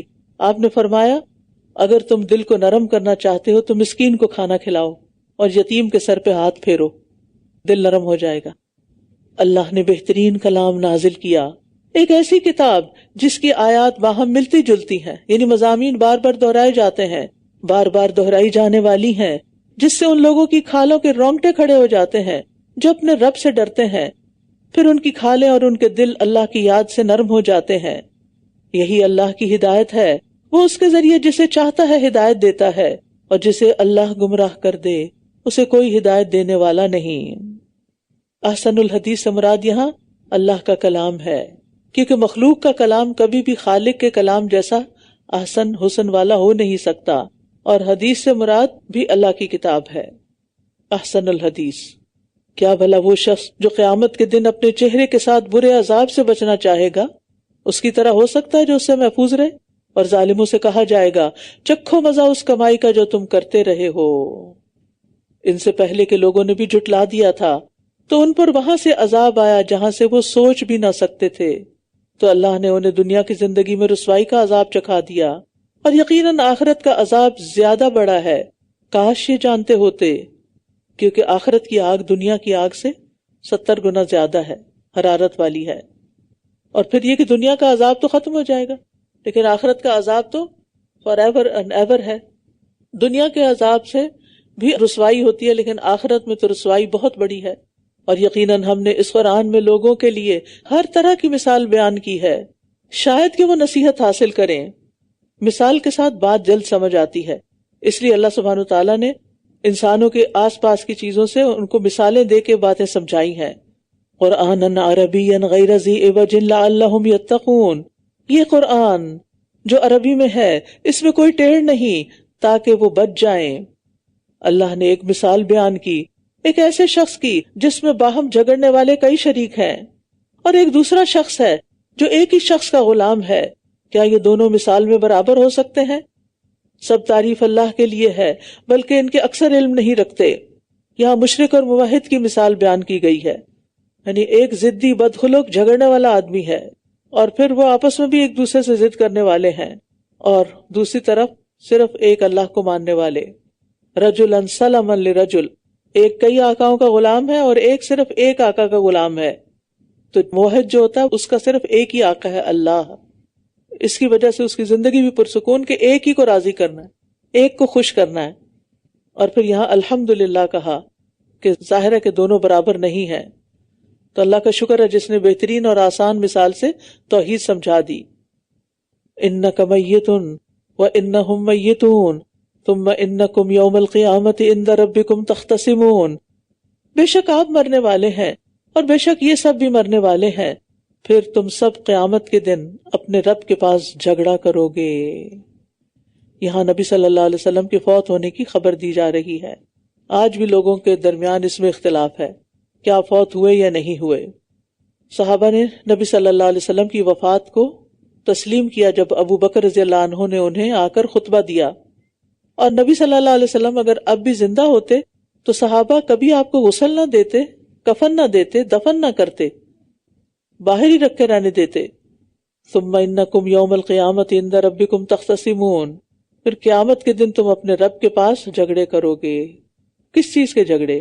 کچھ جھگڑے تو کفار اور مسلمانوں کے بیچ میں ہوں گے، یا مشرکین اور ان کے معبودوں میں، یا بڑے لوگوں اور ان کے فرما برداروں کے درمیان ہوں گے، یا بادشاہوں اور ان کی رعایا کے درمیان ہوں گے، یا مظلوموں اور ظالموں کے درمیان ہوں گے، خواہ وہ دونوں مسلمان ہی کیوں نہ ہوں۔ حتیٰ کہ آدمی اپنے اعضاء سے بھی جھگڑا کرے گا کہ تم کیوں بول رہے ہو۔ اور پھر یہ ہے کہ ہر حقدار کو اس کا حق پورا پورا دے دیا جائے گا، کیونکہ کسی پر ظلم نہیں کیا جائے گا، تو پھر جھگڑے ختم ہو جائیں گے۔ وآخر دعوانا ان الحمد للہ رب العالمین، سبحانک اللہم وبحمدک، اشہد ان لا الہ الا انت، استغفرک واتوب الیک۔ السلام علیکم ورحمۃ اللہ وبرکاتہ۔